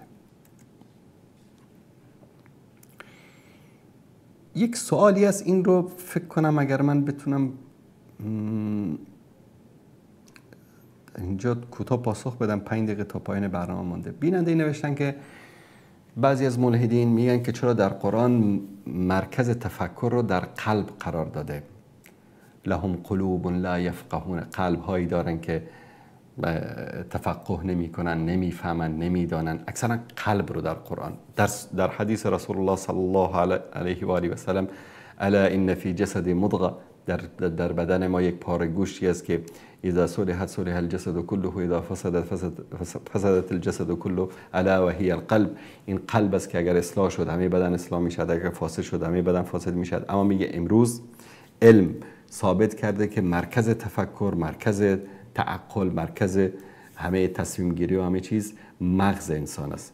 چون در قرآن اینو گفته، در علم اینو گفته. ملحدین سر قرآن ایراد میگیرن که این اگر کتاب خداست، اگر کتاب آسمانی است، چرا این اشتباه فاحش رو در قرآن میبینیم؟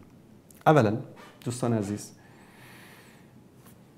قرآن و رسول الله صلی الله علیه و سلم از عضوی که ذکر میکنه و آن چیزی که از این عضو برای ما بیان میکنه یک مفهوم معنوی و ایمانی است و آنچه که علم برای ما بیان میکنه یک مفهوم جسمی و فیزیکی است. یک چیزی به اسم مغز، یک چیزی پاره‌گوشی به اسم قلب، یک دو عضوی که حالا بقیه اعضا رو کار نداریم، به همین دو عضو در مورد صحبت میکنیم که یک سری چیزای فیزیکی داره. الکتریسیته در مغز سبب میشه که انسان بعضی از حرکاتی رو انجام میده. این فرمان هایی که از مغز داده میشه توسط یک سری الکتریسیته هایی است که یک سری تعاملات الکتریسیته است که رخ میده. به خاطر همین ما راه میریم، میشینیم، میخوابیم، هر کاری که میکنیم این به خاطر همین تعاملات الکتریسیته است که در مغز رخ میده. این دید مادی است، دید جسمی است، دید فیزیکی است به اعضای بدن. دید اسلام، دید قرآن، دید رسول الله صلی الله علیه و سلم دید معنوی است، روحانی است، دید ایمانی است. پس این دو دیدگاه متفاوت است. به طور مثال شما الان از اونجا دارید این رو میبینید، این در نظر شما یک لیوان است. شما دارید در اونجا حدس میزنید شاید این یک لیوان آهنی باشه، شاید نیکل باشه، شاید استیل باشه، شاید شیشه باشه، شاید سفال باشه، شاید دیگه. اما یک نفر دیگری به این لیوان اهمیتی نمیده. مهم آن چیزی است که در داخل این لیوان وجود دارد. آب، چای، قهوه یا نوشیدنی که در این وجود دارد. دو دیدگاه متفاوت است. به خاطر همین همیشه بحث دین و بحث اسلام یک بحث معنوی است، بحث روحی است و بحث علمی یک بحث مادی است و جسدی است. به طور مثال حتی در این بحث جسدی و علمی که بر اساس تطبیقات علمی علوم تجربی امروز میخوان برای شما ثابت بکنن. مثلا چی میگن؟ همه علما امروز میگن چشم میبینه.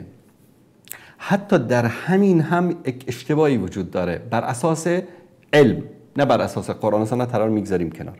مثلا آیا چشم فقط جهاز دیدن است؟ نه خیر. چشم عبارت از یک لنز است. یک لنزی است، مثل ما الان یک دوربین داریم در اینجا، مثلا دوربینی که جلوی ما است. در پیشروی این دوربین یک لنزی قرار داده شده که این لنز تصویر من رو منعکس می کند در داخل دستگاه دیگری که اصل دوربین اونجاست.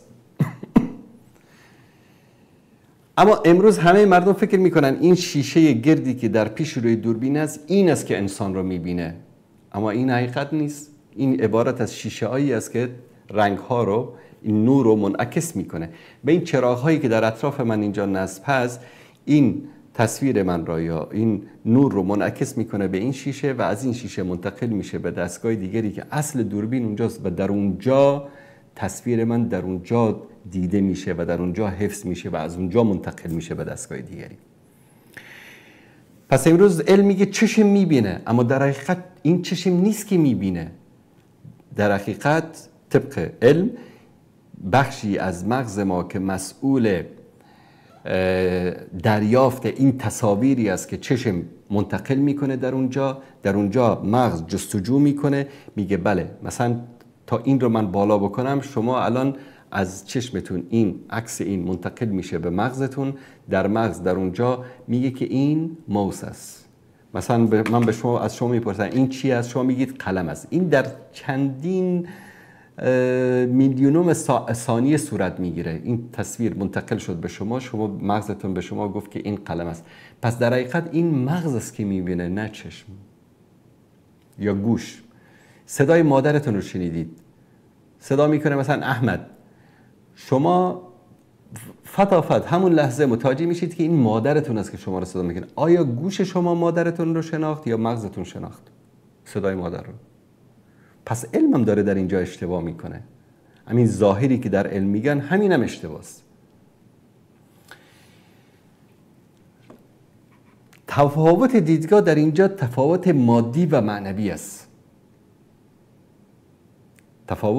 تفاوت مادی و معنوی است که فکر میکنن که آنچه که ما از تفکر و تعقل، این تعاملاتی است که در مغز انسان صورت میگیره، اما اینها رو انسان، این عواطف رو، ایمان رو، احساس رو، عقل رو، تفکر رو، کدام عضو از اعضای بدن ما درک میکنه؟ این رو دین میگه قلب، الله میگه قلب، رسول الله صلی الله علیه و سلم میگه قلب.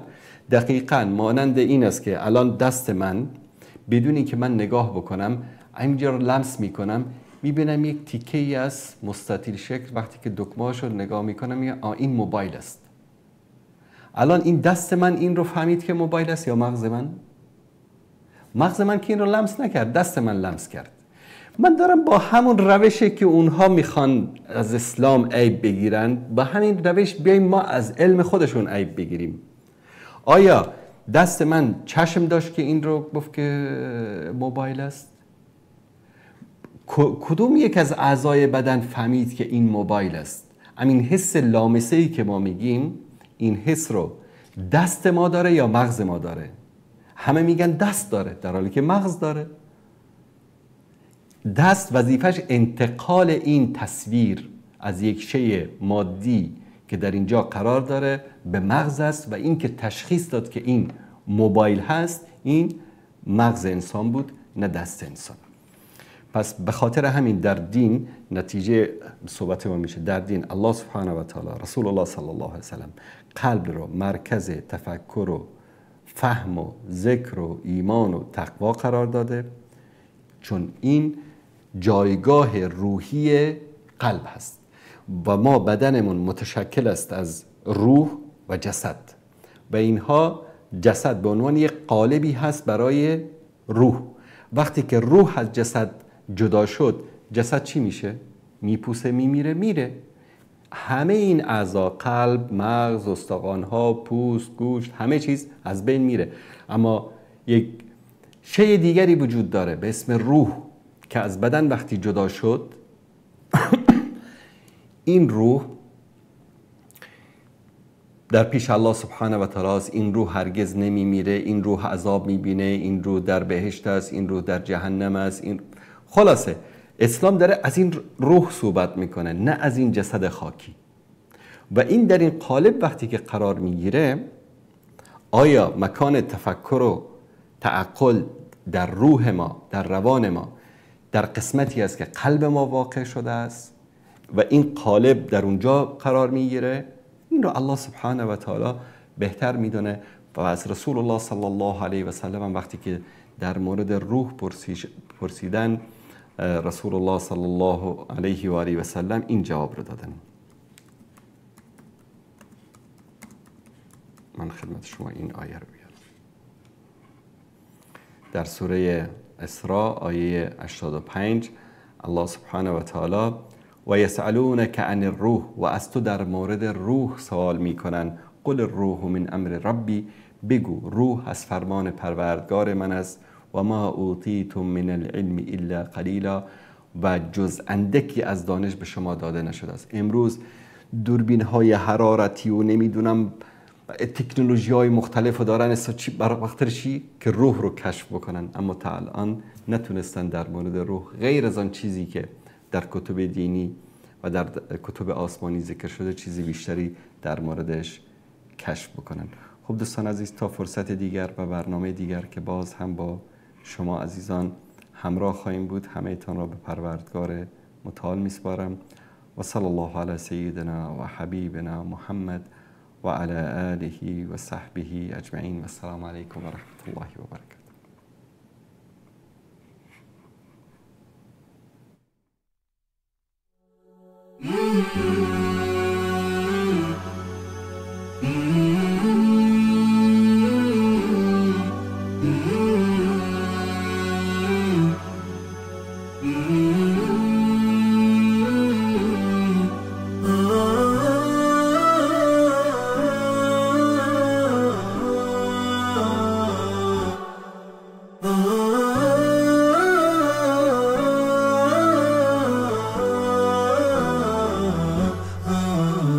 نداء الحق صوت قد شجاني وبلغني الحقيقة والأمان.